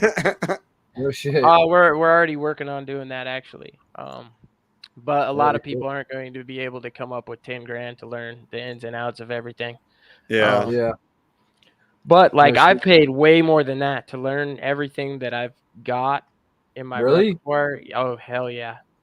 Just on courses last year I spent over 60 grand. Holy shit, dude. Yeah. And I thought what I paid for my Amazon course was a lot. That is crazy. But if you want good information, like don't expect to get it for nothing. Yeah. Right. Like my Amazon course was supposed to be $4,000. I went what's his name? Tom Wang course. I was supposed to pay $4 grand for it, and they ended up only charging me $2 grand for it. So I wasn't gonna be like, hey, you guys forgot to charge me the rest of the money, you know. And I still have full access to everything if I want it. That's the one I was saying, like they've updated the courses a bunch since I looked. I was like, holy shit. But like Tom Wang is one of the ones that he actually does run a 6-figure a year successful FBA business. And he has other shit, but he would even show us sometimes he would go, not very often, but he would go live for like his course members where he would he would go through his whole process of research, and he would even ask us, you know, hey guys, give me an item that, you know, that you've looked at that you're not going to get. Maybe it's because it's too much money for you to spend out of your whatever it is. Give me items that you know, and he would look through, and some of them he was like, he said, okay, this is good. Are you going to use this item? Because if not, I'm going to get this one self-brand, you know. And he would like one of them was like charcoal bags, you know, for help with smells, just like they look like little bean bags. But he made a fucking killing off of those things, dude. And he did all that live in front of all of us. It was crazy. Wow. Paid for a lead gen course a super long time ago. It felt like the first rug pull. Oh.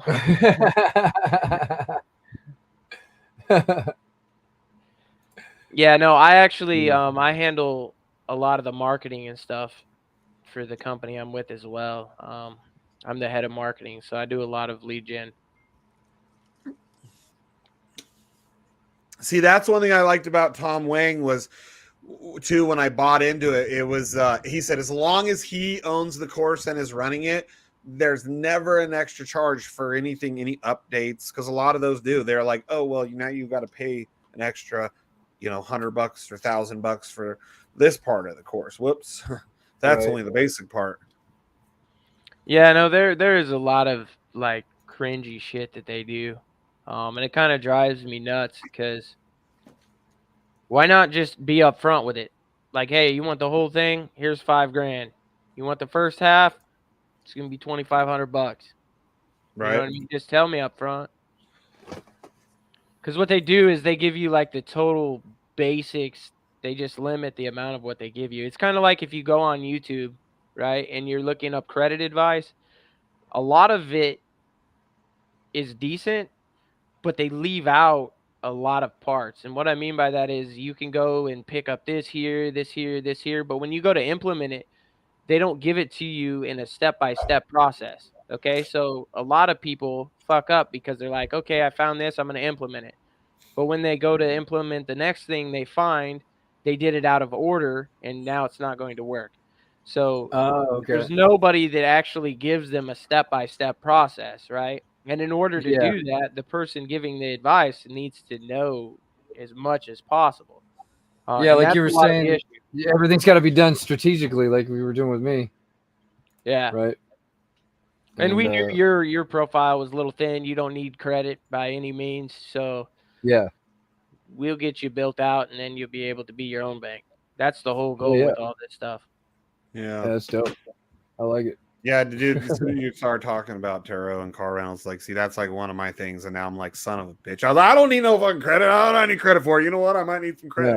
Yeah. No, there's so much the more reason shit you want to use credit is like all of the wealthy people, bro, they have everything and own nothing. Okay. The reason being is all of it ends up being tax write-offs. There's so many tax benefits and whatnot. So if you just go and you level up your business credit and you do it appropriately, you don't even have to worry about shit because your own money you get to keep, right? Think of it this way. If I'm getting ready to invest, I have $100,000 of my own money, or I can go get $100,000 from the bank. I'm going to use the $100,000 from the bank because if something happens to that, what am I stuck with? A minimum monthly payment. But I still have my own $100,000 over here that I can invest elsewhere for more cash flow and not have to worry about it. You see what I'm saying? Whereas if something goes wrong with their money, I can come up with that minimum monthly. I'm not worried about that. But if I lose $100,000 of my own money, I'm pissed. Yeah. I know. I actually just dealt with a client like that. He's like, "Oh yeah, I fronted this company $500,000 of my own money, and it didn't work out. He lost it all, and now he's like living off of his savings." And I was like, "Bro, he's like, "Yeah, I should have hit you up 6 months ago." I'm like, "Yeah." Yeah. Right. My portfolio is down like about 2.1 million this year. Hang on to it. Yeah, I am. I am. Hey, you only lose if you sell, bro. Exactly. I'm just way down. I'm just not a millionaire anymore, I don't think. I'm pretty sure I'm not. Almost with all my sold the top.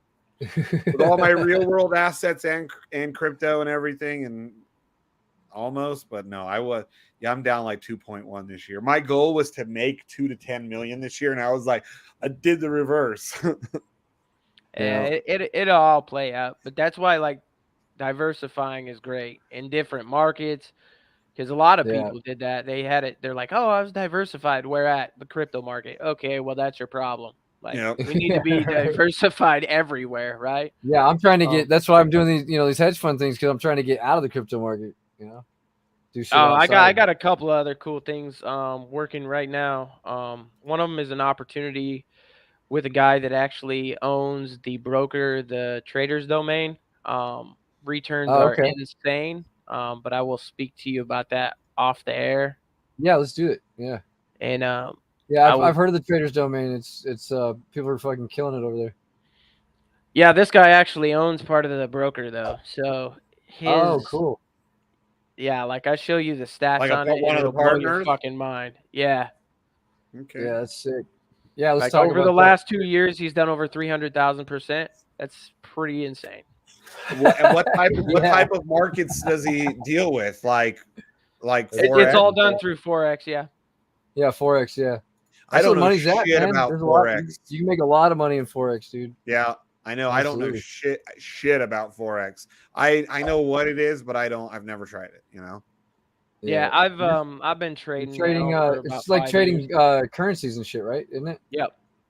Yeah, like are you trading currencies as well as like on products, right? Like can't you like beef, cotton, shit like that? That's more of like commodities and stuff. That's a little bit different. But isn't that all trading like the US dollar versus the yen or something like that? Like you can also trade like the US dollar versus oil, gold. Yeah. Yeah, that's what Forex encompasses all that though, right? Oh yeah. That's what I thought. Like all your large like foreign exchange markets and shit. Yeah. Yeah. Something like that. But you got to be careful there too, because you got a lot of these MLMs that are trying to push education, and it's all trash. I was part of several of them, and I didn't get anywhere until I found someone who knew what the hell they were talking about and paid for a mentorship. Nice. But most of them that are involved in the MLMs, none of them are making a dime. They're making all their money from recruiting, selling courses and shit. Yeah, and recruiting more people. Downlining? Yeah. Fuck all that. Well, even a lot of the course people, you got to be careful because a lot of times these people that have all these courses that they're selling, and yet they know the basics and logistics of something, but they have failed at it, and then they start teaching courses on, like, even there was like some Amazon guys that were like that were exposed. They've never ran a successful Amazon company, business, or store. Never were able to, but yet they were making millions of dollars a year selling courses to people. And a lot of people were doing good. What some of these idiots are doing is they'll start like a Instagram and a Facebook and all this, and they will go and rent like a Lamborghini, and they will just take a whole shit ton of pictures. They'll go find like a free Amazon course, rip it off, make their own version of it, and sell it for like I've heard $500, and they're just fake ass. They don't even own the car, man, and they're like, "Oh yeah, look at me." Well, I've made $900 since the stream started in an hour and 40 minutes. I have heard of people doing, not renting the cars and going that far, but the same thing, finding the free course, changing and tweaking a few things, branding it theirs, and like shoving it out there as a paid course. And I was like, holy shit. Like, so how do you recommend the best action plan to pay those credit lines off? Not pay them all off at one time kind of thing, or no, dude. So when investing in anything, I always tell everybody, like, whether you're using your own money or you're using a credit line or a loan or whatever, you always want to do a 50-50.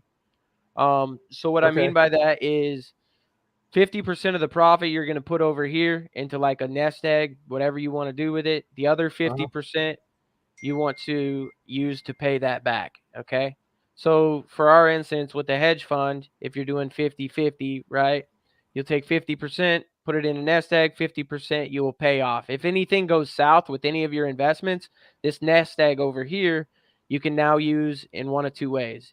You can either pay the rest of the debt off, or you can use it to pay the minimum monthly payments and you still have the money left over. You see what I'm saying? Whereas if the investment pulls through the whole time, right, you've been doing the 50-50 with that particular investment. After 8 months, you've got, say you invested 50 grand from a credit line. You'd have 50K in a nest egg. You've paid off 50K. Now you've got one of two choices here. You can either rinse and repeat the process, and at the end of the next 8 months, you'll have 100 grand over here, right? And this paid off. Or what you can do is now you can do 50% still. You will reinvest 50%, and the other 50% you pay yourself. You see what I'm saying? Okay. But that's saying, how I would suggest. I'm saying, but like, you don't want to just pay them off right away. Is what I'm asking.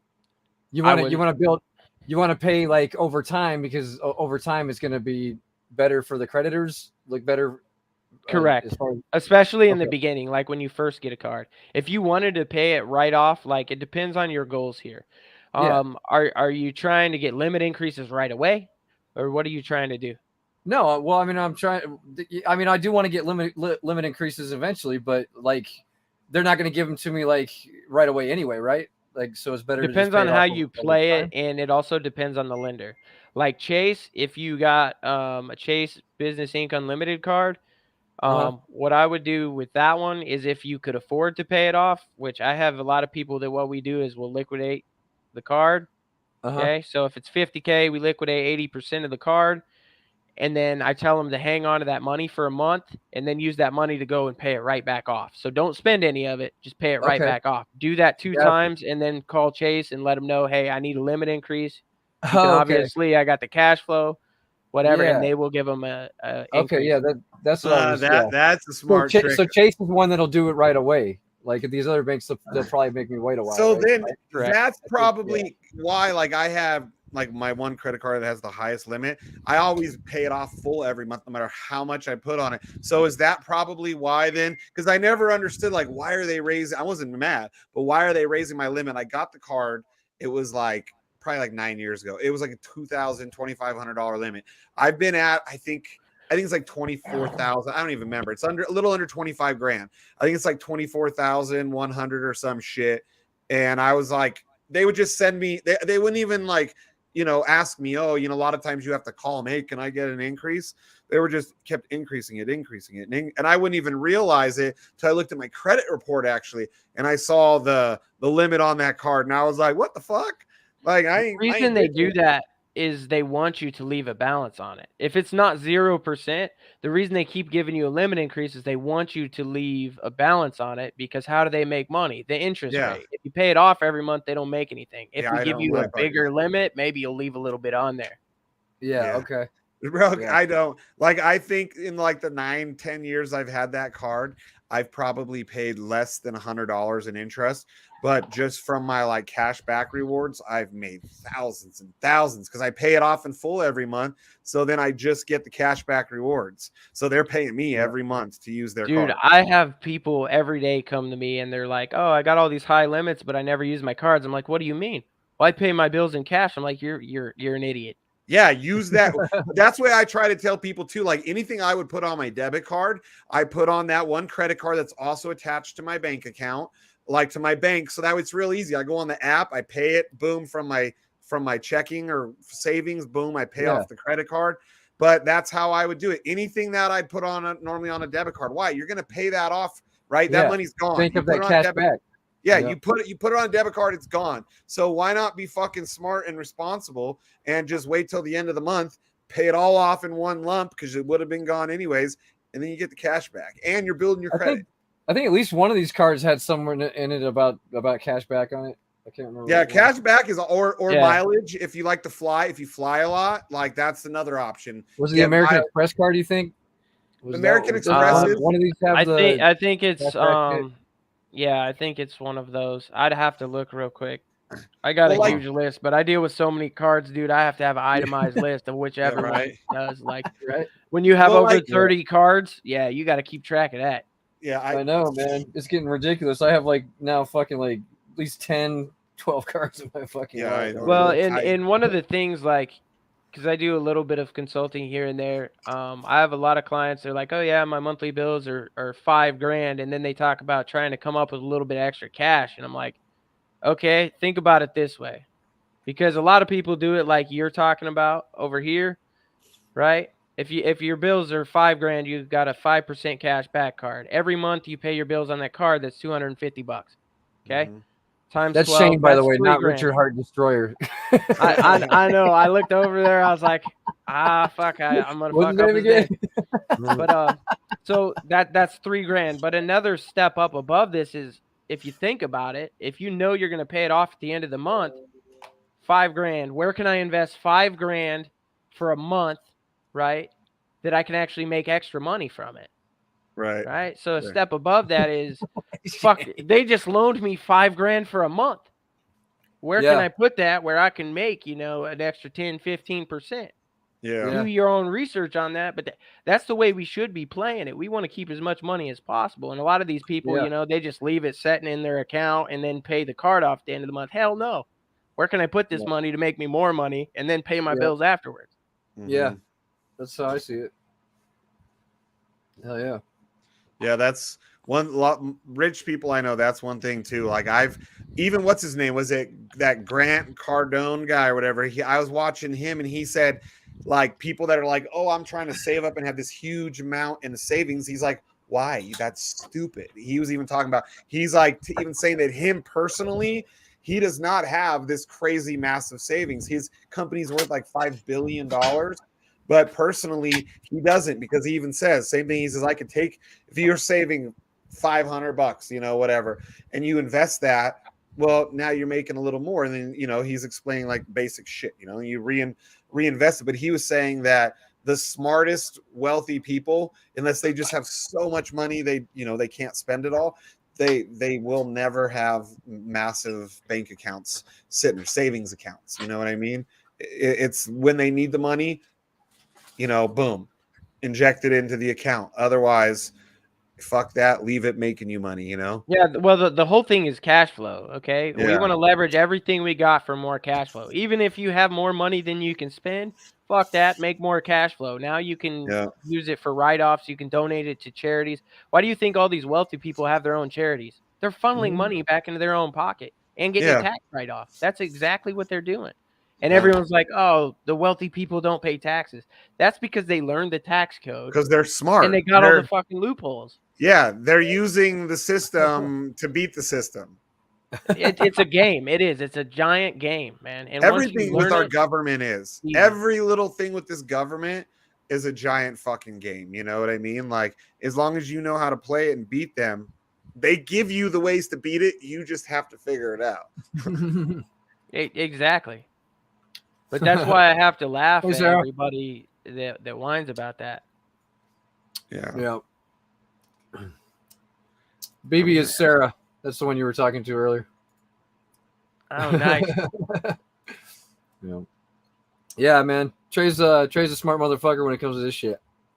And it takes time. Like, you know, some people we don't have patience. We want good credit right away. It don't work that way. I can take you from 0 to above a 700 in 6 months, but you got to follow the steps. It does take work, right? And the whole goal in 6 is months? Hell yeah, in 6 months. The problem with a lot of people though is they see a credit score and they think, oh yeah, I got a 750. That's great. Okay. The problem is here, their profile sucks ass. To have a good profile, you need a healthy credit mix, okay?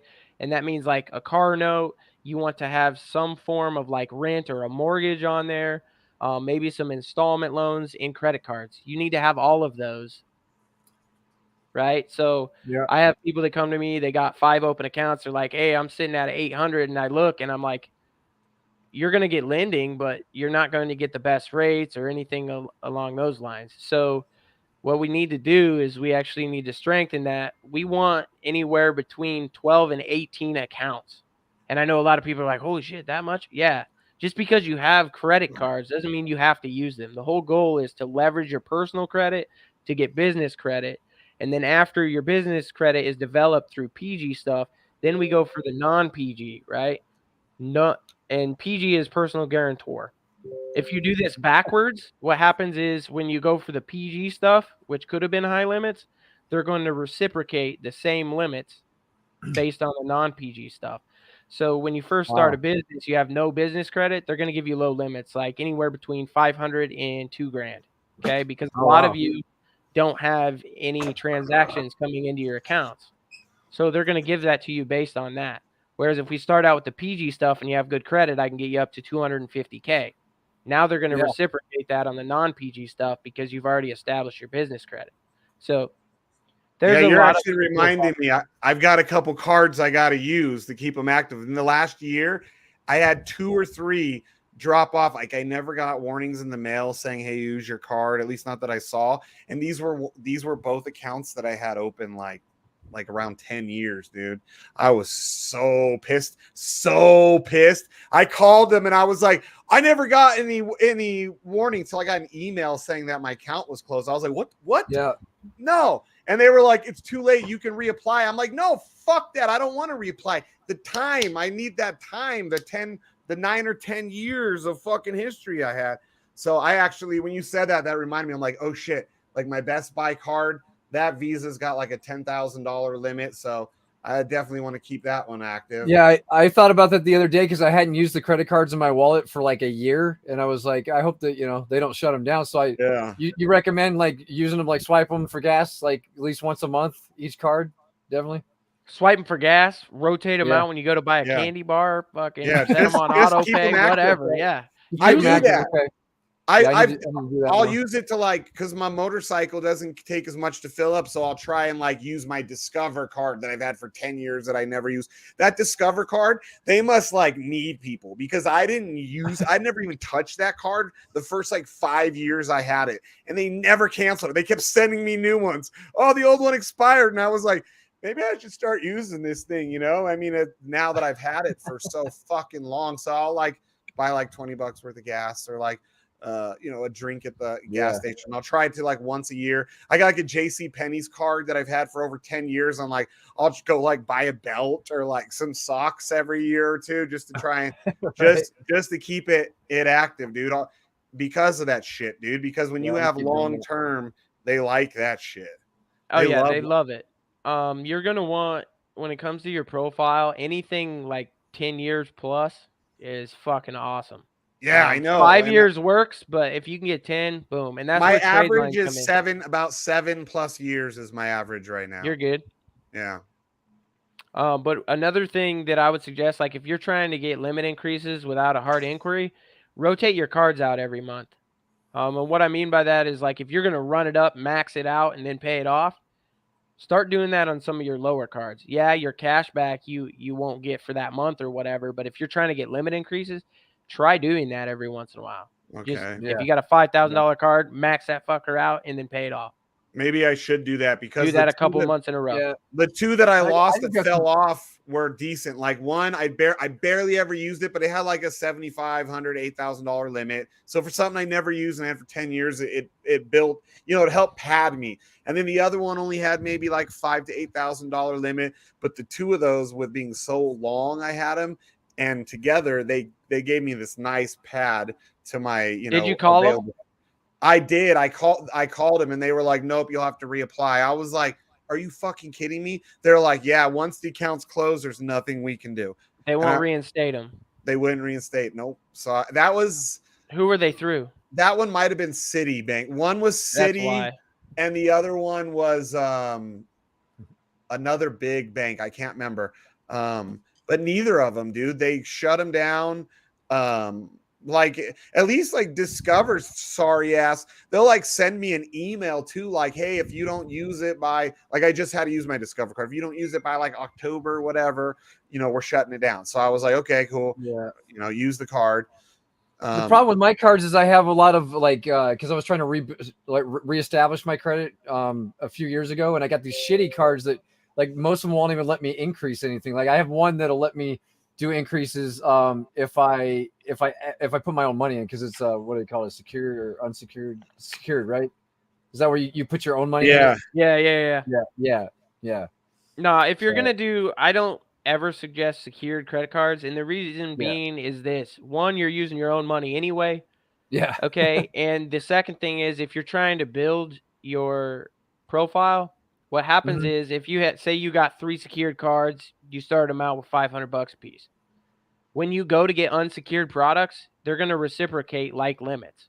Okay, so if you got 3 $500 cards, expect your first unsecured card to be $500 to $1,000. I didn't know you back then, so I didn't know what to do. So from here, we'll just start building it up properly. My thoughts on balance transfers. It depends on the situation, man. Some cards charge you for balance transfers. Did you just apply for a card that's got 0% and they got a special offering on the balance transfer? What are you trying to do? I have found balance transfers good. Those 2 cards that I had a long time that went down earlier this year, before I had the kind of money I have now, they would always offer me 0% interest for like 18 months. So I was popping that balance back and forth like every 17 months between these 2 cards for like 5 years, but it helped because I wasn't paying any interest. I was getting it paid down, and it was helping, keep those cards. The only problem with that is if you say you have 18K on one card and you go to do a balance transfer, right? That card is still, the utilization is going to be super high. Okay. Yeah. And the problem is, 1, it's going to drop your score. 2, if you do want to apply for new credit, the utilization on that card, they're going to see that, and they will not give you the limits that you should be getting. Yeah, I always watch that. I always watch utilization, but that's because I understand the game. But I mean, yeah, I personally would watch that. Like, I would try never to go above 30% unless like I had to. But if so, I would try my damnedest never to go over 50% usage. I know they like 10% is optimal. Like if you're running for new funding or credit cards or anything, 10% is optimal. Oh yeah, and I usually carry it like 1% or lower. But same thing too. Like the 10%, I would always try, and when I knew I was going to have something, I'm going to be buying something, I would do that. Try and use it, keep it under 10. You're gonna use personal credit to do that. Yeah, I think that's what he's talking about.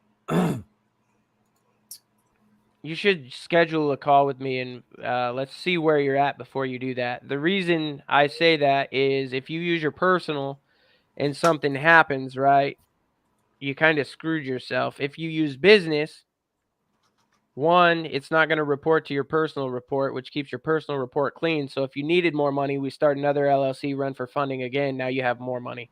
So it all depends on what works for you. But personally, I would not use my personal credit cards for things of that nature. That's I'll send you his number, Bones, so you can reach out to him.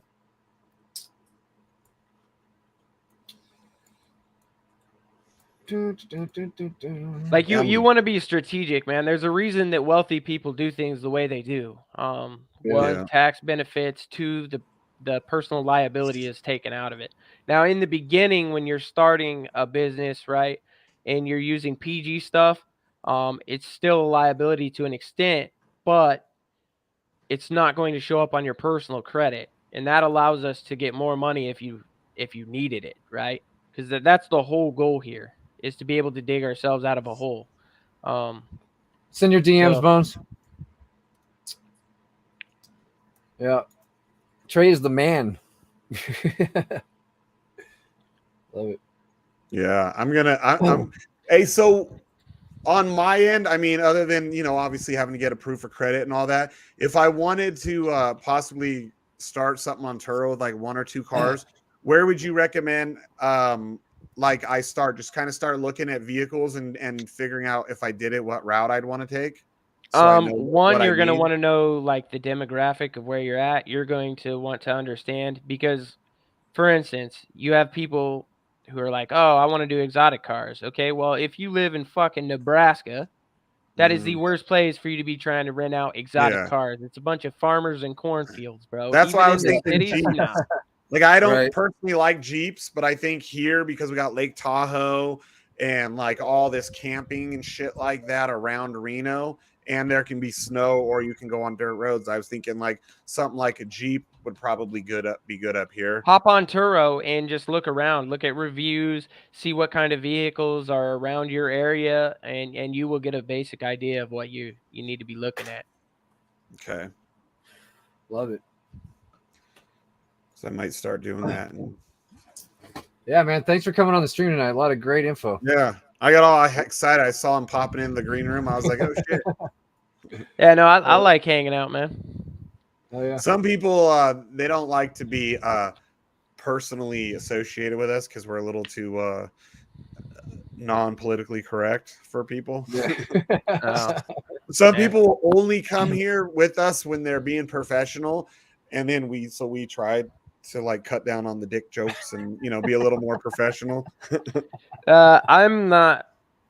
I'm more like business casual. I've never done like a slideshow or like I can't do that. That shit puts me to sleep. Yeah. I like to be more on a personal level. I do have some clients that don't appreciate cussing, and I don't do that. But yeah, you know, it is what it is. Welcome here. Yeah, I mean, shit. But I know that's why I just like helping people, man. When we have certain people coming on the show and we know ahead of time, I'll even be telling everybody else, like, all right, guys, for the next 2 days, we got to behave in case they watch the show like the day before they come on. Like, we got to behave. And then after those guys are off the show, back to normal business, calling each other fags while, you know, making dick jokes.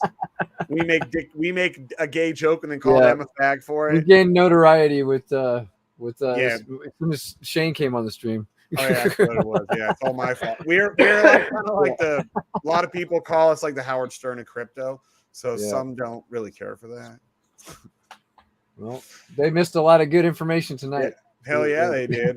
Fucking idiots. Marvin, I would still get a hold of me and we can at least come up with a game plan before we run anything. Zen Fund. Hey, Trey, my credit isn't great, but I'm interested in the business funding route. Are you on TG? I am actually in the Telegram channel, yes. But go ahead and go through BlackSheep. Let's send you his number, Fianite. I'm actually going to get you a Calendly link because it's easier if you get them into my CRM first so I can keep track of them. Yeah, that's cool. Yeah, sure. There you go. Yeah, guys, if you're interested in this, hit up BlackSheep and he'll point you in the right direction. bombard him. I hope you just get bombarded right now. Yeah, whatever makes it easier for you, you know.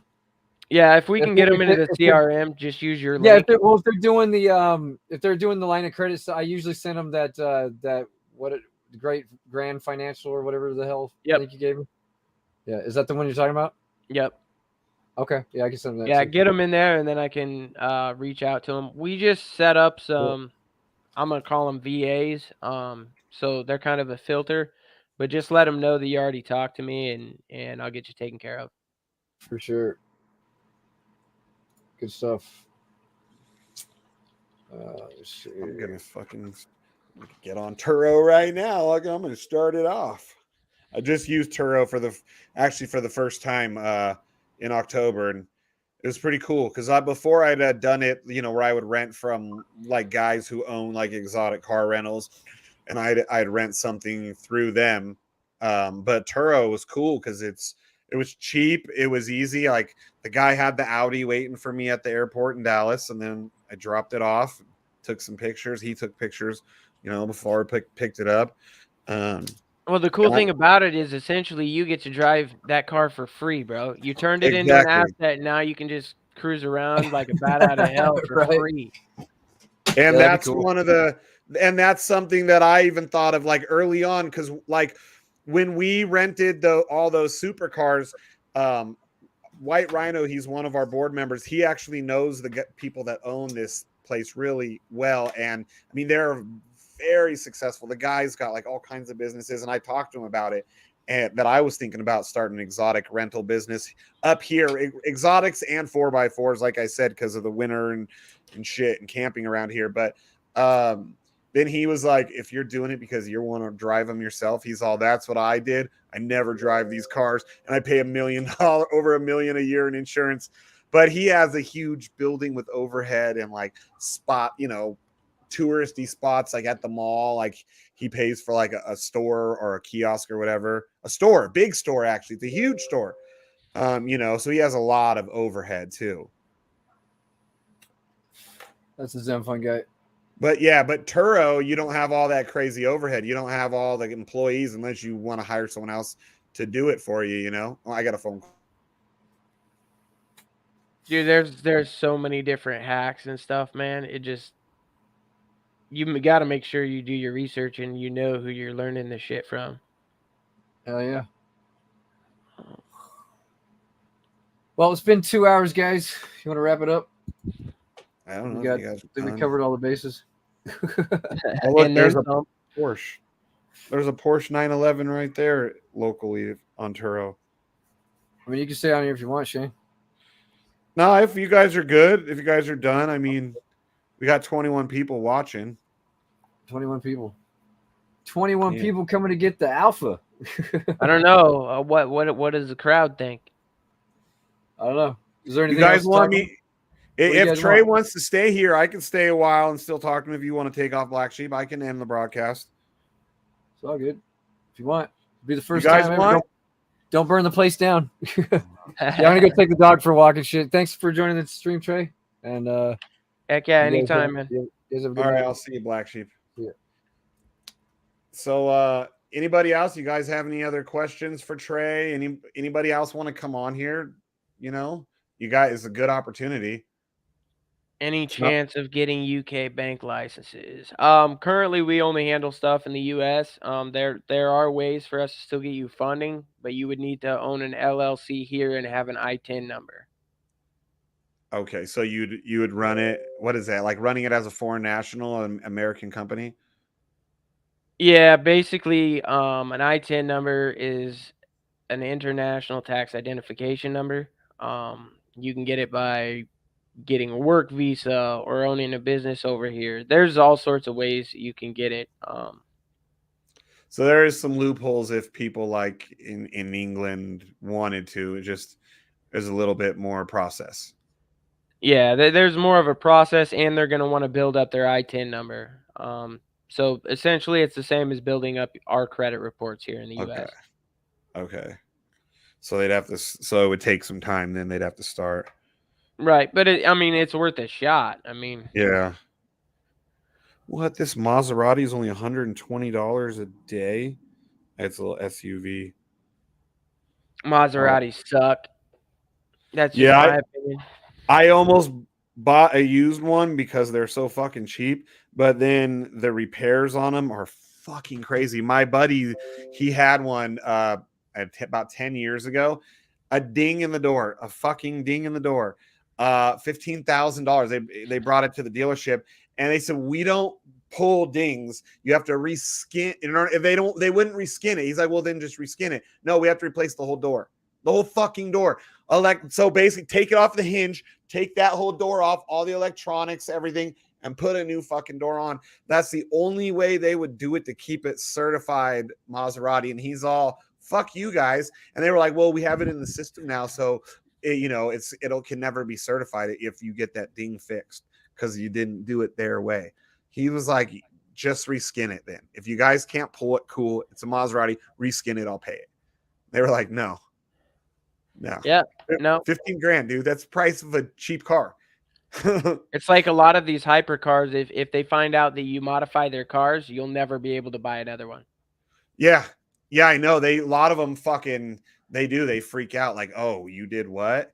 Or you put a certain wrap on the car that's not up to par with them. Yeah, no. Yeah. Oh, dude, I walked into a Porsche dealership earlier this year, and I was like, when I was looking at Porsches, and I was like, I know they're hard to get, but if I came in here with 400,000 cash, could you get me the GT3 RS, a new one? And he laughs and he says, do you know how many of my other customers can walk in here with 400,000 and throw it on the table and still can't? And he's like, you need to go buy a Porsche and you take good care of it, and then maybe buy another Porsche and take good care of it.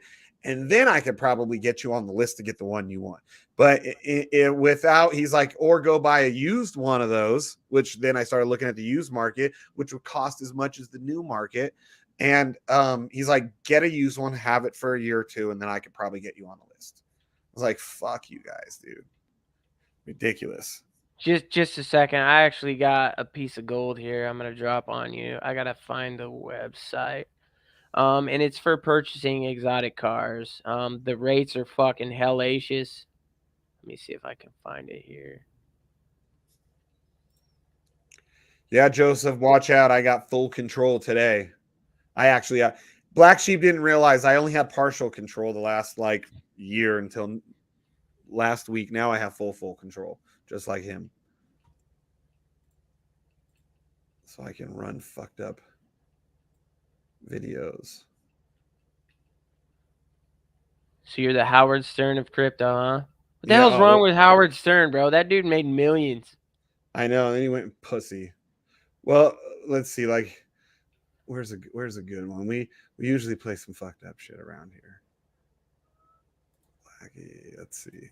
Trying to find some of my favorites. Oh, here's a good one. You don't even know what you're saying. You was sucking that motherfucking dick. Girl, you sucking that motherfucking dick. You don't even know what you're talking about. Motherfucking dick.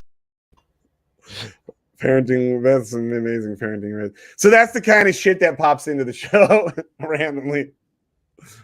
You are sucking that motherfucking dick. Or we catch little gems like this. Not who you know, till you blow. Whoa!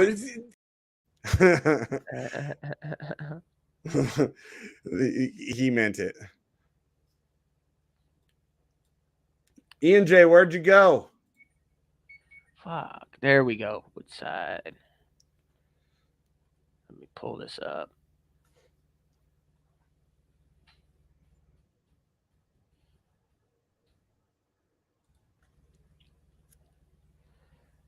By the way, this is another wealth hack I'm about to show you. Let me share my shit again. Okay.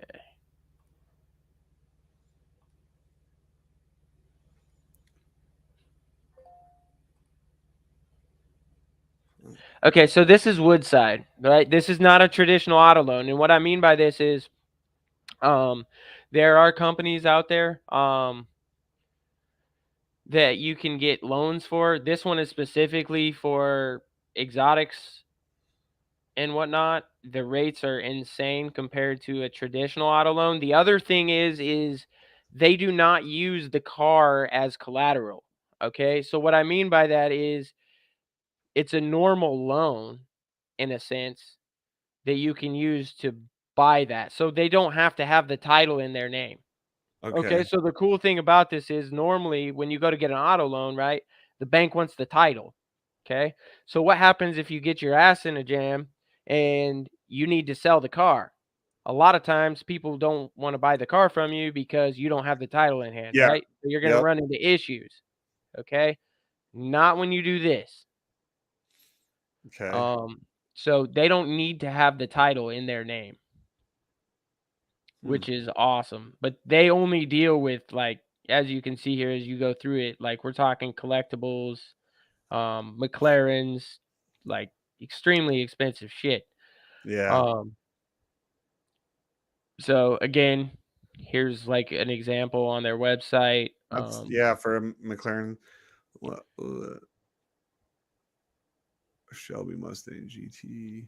So they've got all sorts of examples on here, but like Damon, who I've learned a lot of this stuff from, this is how he gets his McLarens and his G-Wagons. This must be like, there's this YouTuber I follow. I cannot remember his name. This black dude, like he's like always taking delivery of like a new Lambo and a fucking Hellcat Red all the time. And he'll even sometimes make videos. He'll be like, you guys ask me how much I'm paying a month. And he'll break. And even I was still shocked. I'm like, how the fuck is he paying? Like, I mean, he's paying a lot per month for these cars, but he's got like a collection of cars and he may be paying like on the payments $5-6 grand a month, but we're talking like a $2 million car collection here that the guy's only paying like $5-6 grand a month that he pays for with, you know, just his job. He has a good job. I don't remember what he does, but he's able to afford all these off of still just having a normal job.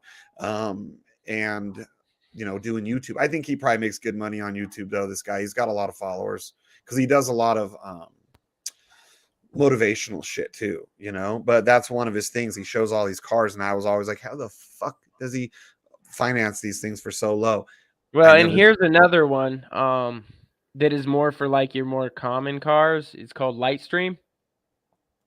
Now you have to understand, like, the interest rate is a little bit higher, but like I said, the plus here is you have the title in your name. So if you get your ass into a jam, you can get rid of the car and save your credit.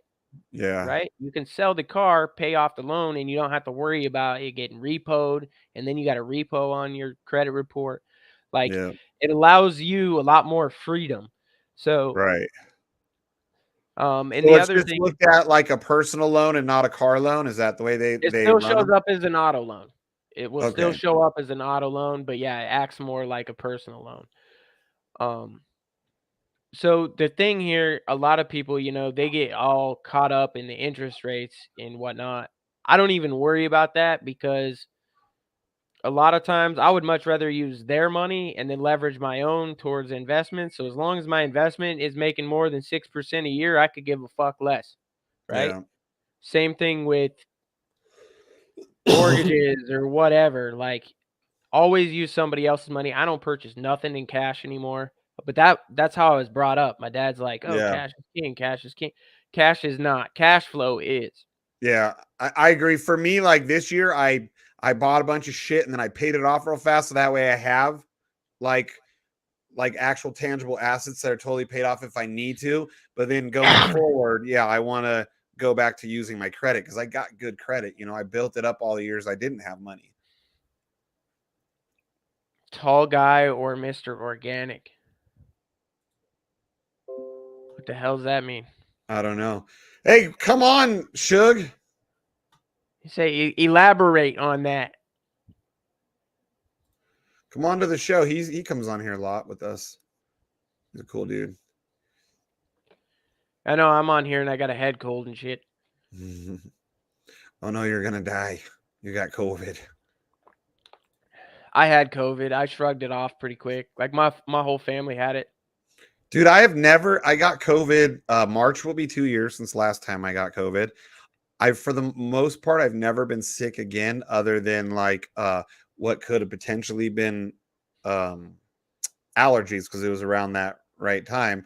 But I still don't have my taste back 100% or my smell. And some people say I could have long COVID because I'm wondering if I have the long COVID. And so it's like kills off everything else that tries to get me. Every time my kid gets sick, man, I get something. Just happens. Yeah. Now I haven't though. Like, the kids get sick as fuck. Jenny will get sick as fuck. And I'm like around them all. And I'm like the only one that doesn't get sick. And I'm the one that's exposed to the least amount of people in the house now, because now that I don't go out and work all the time, I spend majority of my time like right here, or with my motorcycle club. But beyond that, I don't go out of the house much. Yeah. Side gig still requires work 100%. If you want a legitimate business to replace your 9 to 5, you need to put in the work. You need to understand how it operates, everything, because anything that is so-called passive, I mean, obviously like hedge funds, things like that, it's a different story. But when you're looking at like an automated business, whether it be Turo, automated Airbnb, whatever, you still need to understand the business, because what happens if tomorrow the person automating your business, their company disappears? Your business is dead in its tracks. Right. So there's still liability there. So for you, you need to understand like how it works. So if they disappear, you're good to go. Oh, I put it in the faucet. Yeah. I put it in the faucet and I've watched it just go down. Yeah, I've got some drip, but it won't let me rehydrate or anything, so I don't know what the hell's going on. Do you have B&B in there for gas? I got a fuck ton of B&B. Okay. But I'm just not sure. It won't let you do either. It won't let you interact either way. No. And I do it all on my phone though, so I don't know if that's the issue or what. I've had issues before with the phone through MetaMask. Do you use MetaMask? No, I use Trust Wallet. Trust. I wonder if that's the problem. I have Trust Wallet, but I have only ever used it before to like hold, like when I was building up some Bitcoin to actually to buy the car. I was using it, holding it there, but I've never used it. I've never to hook up to any of the DeFi shit. Yeah, I want to get more into DeFi and crypto. It's kind of why I hopped over here and got to know BlackSheep and shit. But he's like, right now there ain't a whole bunch that I'd mess with. I'm like, all right, cool. Right now it's scary, like because everything, like what, a month, 6 weeks ago, whatever, I woke up and I was down like over $600,000 while I slept that night.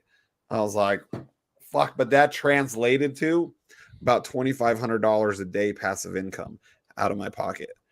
That was a rough one. I was like, fuck, I average, because I was putting about, you don't take any profits, bro. No, I do. Like I was putting 70 grand for about 3 months. I was putting 70 grand a month into the bank from just that one investment. So, and that was, but that's when I like paid off my 40 acres, like paid off the fucking, everything was paid off, which now I'm glad I did pay it off though, because I had a 5,000, with the 40 acres, I did owner carry because I didn't want to like run the credit and deal with all that. So I did owner carry at 10% and paid it off in 2 months. So I didn't pay them any fucking interest at all. Otherwise, it would have been $5,000 a month payments for a year with 10%, Yeah. That's why I always suggest doing like 50-50. Like I said, if wherever you got the money, if you've already paid yourself back, 50% you take and put it in your pocket, 50% you recompound. You will never go broke doing that. You have to pay yourself first. And that's like, so with the Crown Global, when myself and because there's 5 board members total. We're not supposed to talk about the name of it on air, just so you know. Okay. The hedge fund. The hedge fund. Well, because there was multiple that they're running around with. But the hedge fund, when we put the fucking, we all put 4 of us went in on the first one to try it out and test run it. And that's what we're doing. By the next payment, we'll have already gotten back our initial, and then we're going to start doing 50% stays, 50% goes in our pocket. So that we can keep building both sides, you know? Yeah, as long as you don't owe any money, like, but in order for a lot of people to get started, they just need to understand, like, credit is power, 100%. Yeah. Most people can't come up with the type of funds. Like some of the investments I'm in, you can't even touch for under 50 grand. Yeah. I will do that. I will have to try that. Okay. So. And then I have other investments that are insane that you can get started for like $500. Right. But it just depends. Like a lot of people, they don't have that type of money to risk, because everything is a risk, right? I don't care what you're in, it's all a risk. So you have to figure out how to mitigate it first, which is why I implement the 50-50 on everything. Any of my businesses. Yeah, I always, every time people like ask me like, "Oh, I want to learn about crypto, how much should I put in?" I'm always like, "I don't know your finances. Like you can never put in more than you're willing to lose, because if you put in your rent and then you tell me, "Oh, I can't pay my rent now because you told me to put my money over here," like you're an idiot. That's your fault. Make sure you got the shit you need covered and figure it out, because anything can go wrong. What I always tell people, right, is I'm like, "Hey, you got a car?" "Yeah, I got a car." "Great. How about you do this? You either one, pick up a second job, use that money towards investing, or two, you go and you drive fucking Uber or DoorDash or whatever, and you use that money towards investing. Don't use the money from your main job ever." Right? Not until you're ready for it. When your cash flow starts to pay your bills, then everything manual labor-wise all needs to be invested.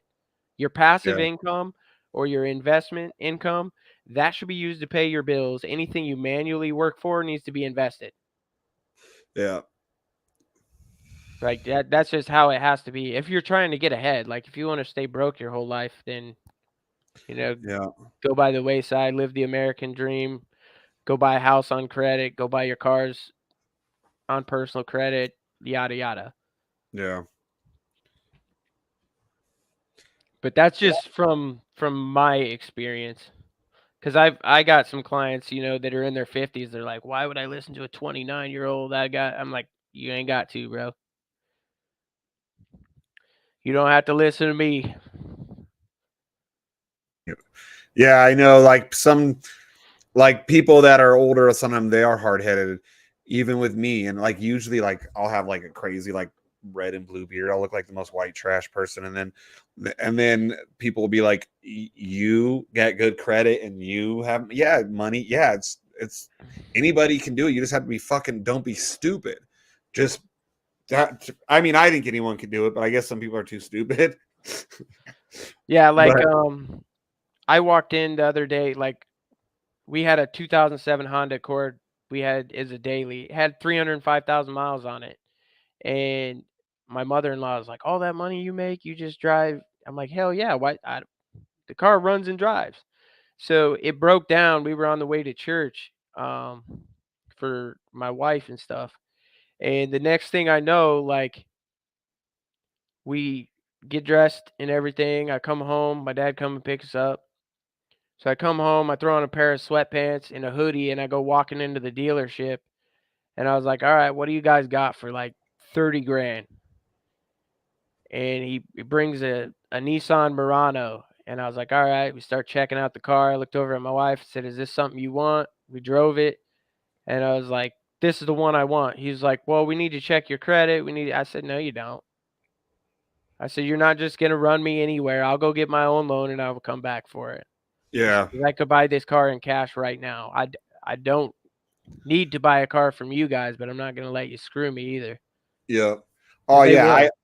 I always like, if I know I'm gonna go buy a vehicle, I will intentionally like try, like I won't like shave. Like normally I keep this shave and I shave here, and this I'll let this grow scraggly. I'll fucking let all this grow out, and I'll dress like as white trash as possible. And then I'll walk in there, and then when they start talking about credit, I'll be like, Don't fucking talk to me about credit. Tell me the best deal you're gonna give me, because the credit is not a problem. Don't fucking talk to me about credit. No. Tell me what you can fucking do for me, and I'll tell you if that's okay. Well, because the problem is, think about it this way: when you go in there, do you know the amount of money they make on the back end if they get you financing?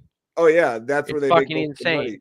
So the problem with it is they're the middleman essentially, because that's where they're making most of their money from, is the financing. So if you Yeah. cut them out and you go get your loan at your own personal bank, which is why when I'm talking to people, it is important to have relationships with multiple banks. It gives you options.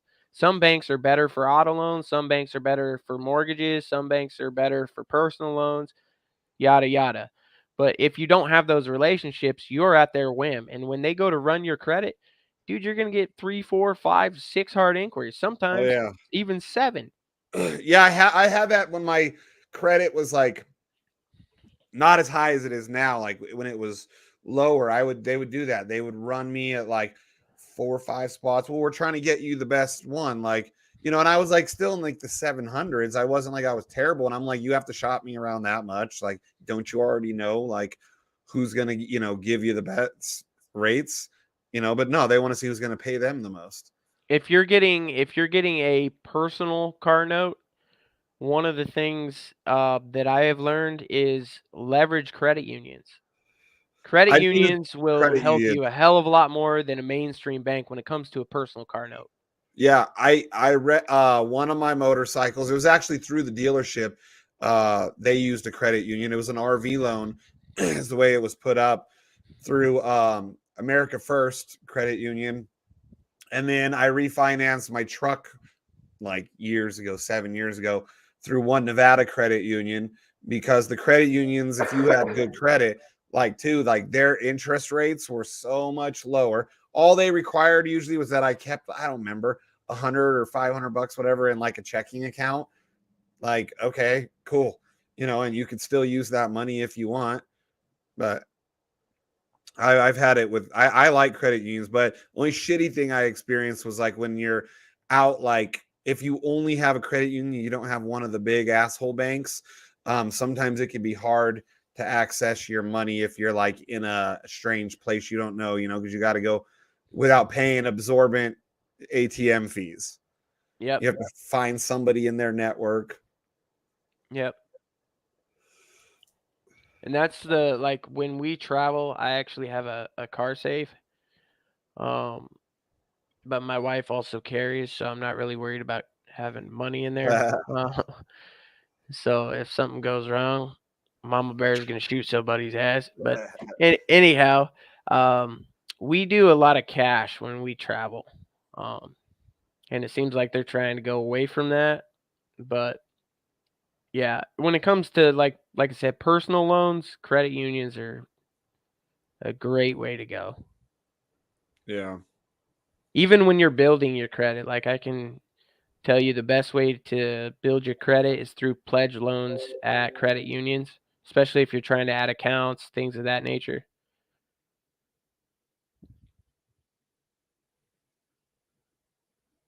Just give me 1 second. I'm talking to my wife. I'm sorry. Oh, you're good.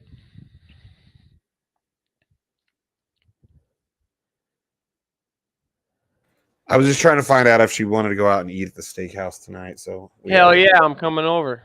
Well, dude, Costco had these fucking $100 for gift, $50 for $100 in gift cards at a fucking like nice steakhouse in one of the casinos that we've already been to, and we know we like it.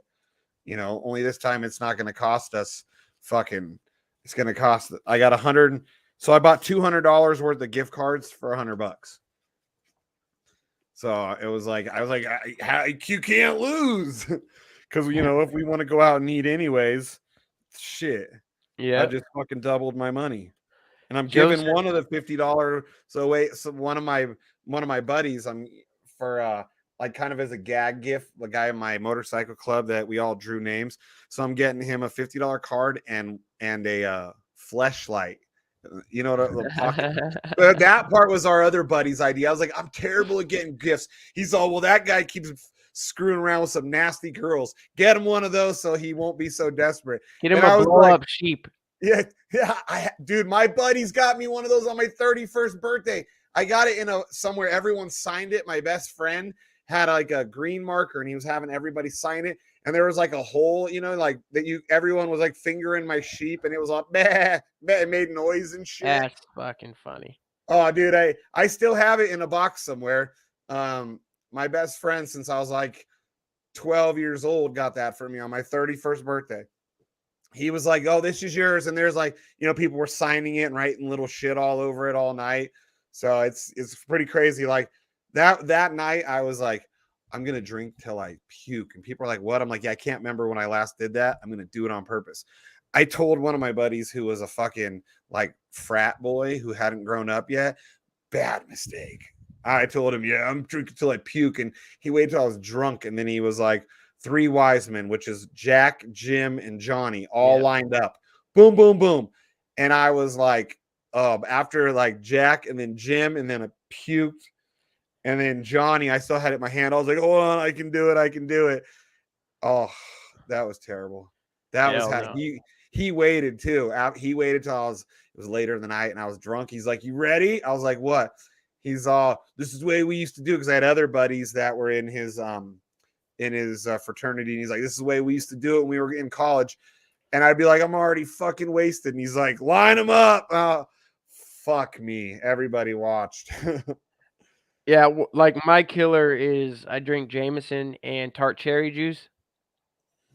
And tart cherry, okay. Holy smokes. Yeah, every Christmas I do something really fucked up. Like once a year, every Christmas that's my drink, and I always like last Christmas, I'm surprised I survived. My wife's gonna shoot me, but we rented this. He's got the gun. Yeah, I'll tell you this story. I know we're on the air, but it's kind of humorous. So anyway, we rented this badass hotel room down Clearwater on the beach, and we got a hotel room for my in-laws, me and my wife and kid, and then her sister and husband and whatnot. And so my father-in-law drinks heavy beer and everything. He brought this huge ass cooler. I ended up drinking 2 bottles of Jameson and 2 bottles of tart cherry and still drinking beer with him. And I'm a little dude, bro. I'm like $165.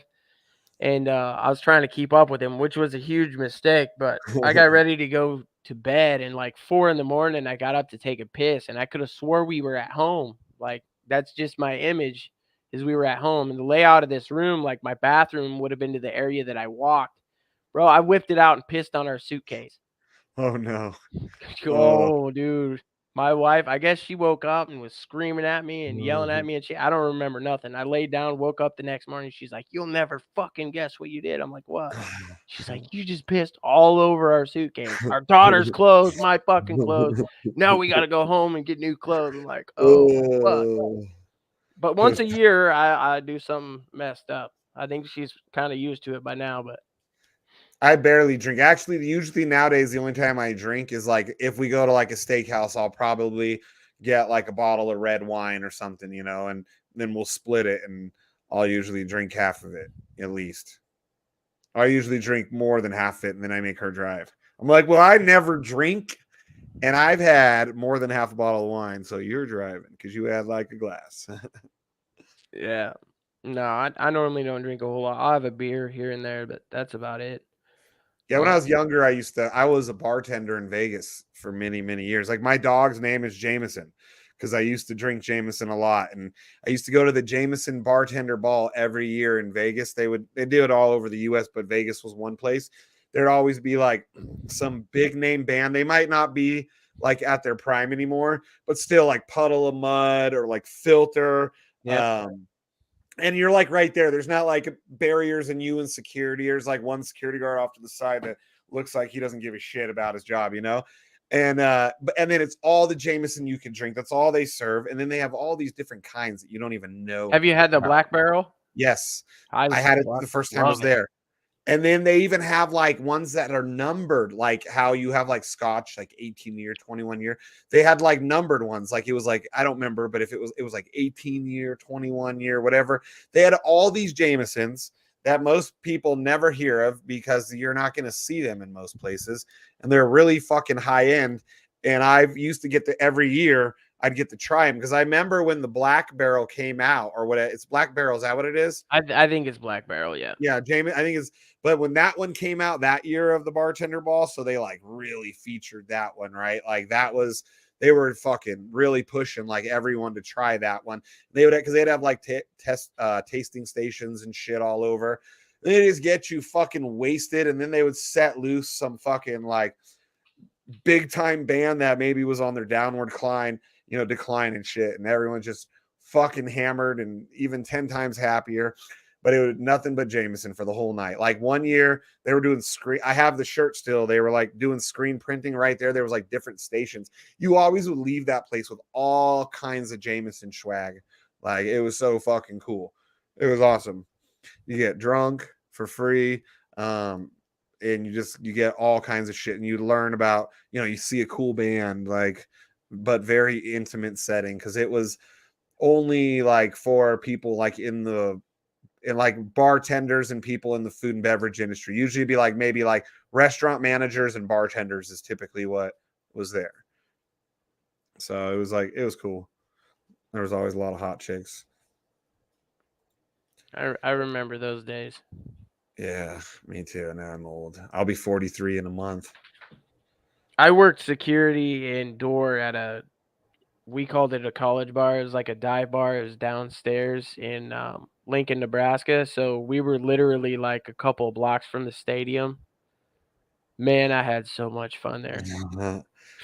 Dude, my funnest jobs, I did VIP hosting in nightclubs in Vegas and shit, but my funnest job ever was bartending at Cabo Wabo in Vegas, right on the Vegas Strip. Like Cabo Wabo is Sammy Hagar. Are you familiar with who he is?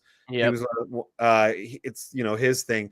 He would come in and like he was fucking cool. I got to bartend every time he would come in for like private little parties, him and his buddies. Like it'd be like Toby Keith show up, other dude, what was his name? Michael Anthony, who was the bass player with him when he was in Van Halen, comes, it still got the big old poofy hair and shit. Like, but they were, and it was so much fun, dude. I had girls that be like, I want that guy to do a body shot off me. And I'd be like, me? No, hell no. I grew up in Vegas. I don't know where the fuck you and your body have been in this town. And my boss would be like, get up here. He'll do a body shot off you. And I'd look at my boss and be like, I'm not doing a body shot. And then I had this bar back. He was like, he was from Chile. He was like Rico Suave, the long hair and shit. Yeah. And I'm like, Rodrigo. And he'd be like, right on it, boss. And he comes over and just fucking, before the girl realizes it's not me doing it, this guy would be there fucking drinking shit out of her belly button, licking the salt off her. And like, she wouldn't notice it till he goes to take like the lime out of her mouth, with his mouth. And then they would realize it wasn't me at that point. Or one time I was involved in this. So this girl, I didn't want to do it again. The boss made me do it. Blowjob shots, right? So I had to make like 5 or 6 shots. And then we had to get they got all the guys that work there lined up on the bar with these in their fucking crotch. And then the girl had to come by and grab it and take it out, right? And my boss was like, you too? Nope, get up there. You don't just make the drinks. And I'm like, I don't want to. But it was, it was still a fun, it was that kind of environment. But I'm like looking around, there's like people with kids, because if it was all adults at night, I would have been like, hell yeah. So when the girl gets close to my crotch, I kind of jump back thinking she already had her mouth on it. It goes all over me. And then everyone's like, oh no, give him another one. I was like, fuck you guys. There's kids everywhere. And at that point, my kids were like, probably like 11 and 13. And I was a single dad. So I'm just seeing all these little kids like hanging out with their parents, whether or not they're paying attention. I don't give a shit. I just felt fucking bad. But if it would have been at nighttime when it was just a bunch of drunk adults, but I didn't like working nights because then I would end up getting fucking hammered. I'd get hammered, dude. You know what I mean? Be like, hey, give the bartender a shot. I got to ask the boss, are you buying him a shot? Yep, give him a shot. Because for them it fails, Yeah. And it's like, fuck, I wouldn't want to drink all night, but I would. All right, it's 10 o'clock. I got to run. Okay, cool. Yeah, I got to get ready to go out to dinner. All right, later, brother. Thanks for having me on. Yeah, no problem. All right, guys. Well, thanks for joining us tonight, and hit up Trey if you guys want to, if you guys are interested in that. Let's see, how should we end the show today? It's my turn to end it, huh? How about we start here? Woke up in a fucking steaming mood, yeah? Because I live in a shithole. Do you know what I mean? Birmingham is a fucking shithole. I hate the fucking place. I fucking hate it. It's full of dickheads. I fucking hate it. Oh, why is that guy so entertaining? What if we went in reverse and we played the intro as the outro today, guys? Yeah, crazy here. All right, guys. I honestly can't find where he has the outro music in here. BlackSheep, where the fuck you got the outro? This cocksucker right here. Oh yeah! Oh yeah! Oh yeah! Oh yeah! Everywhere. Where the fuck does he have the outro song? Guys, I might not be able to run the motherfucking outro song. Why don't we just run the intro song? All right, we'll see you guys later. It's a sheep talking island boy, DJ,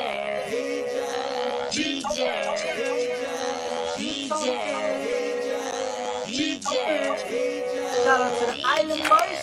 Hey, it's the island boys. This goes out to Island Boy Shay, Crypto BlackSheep, and the DJ Protocol community. Island boys.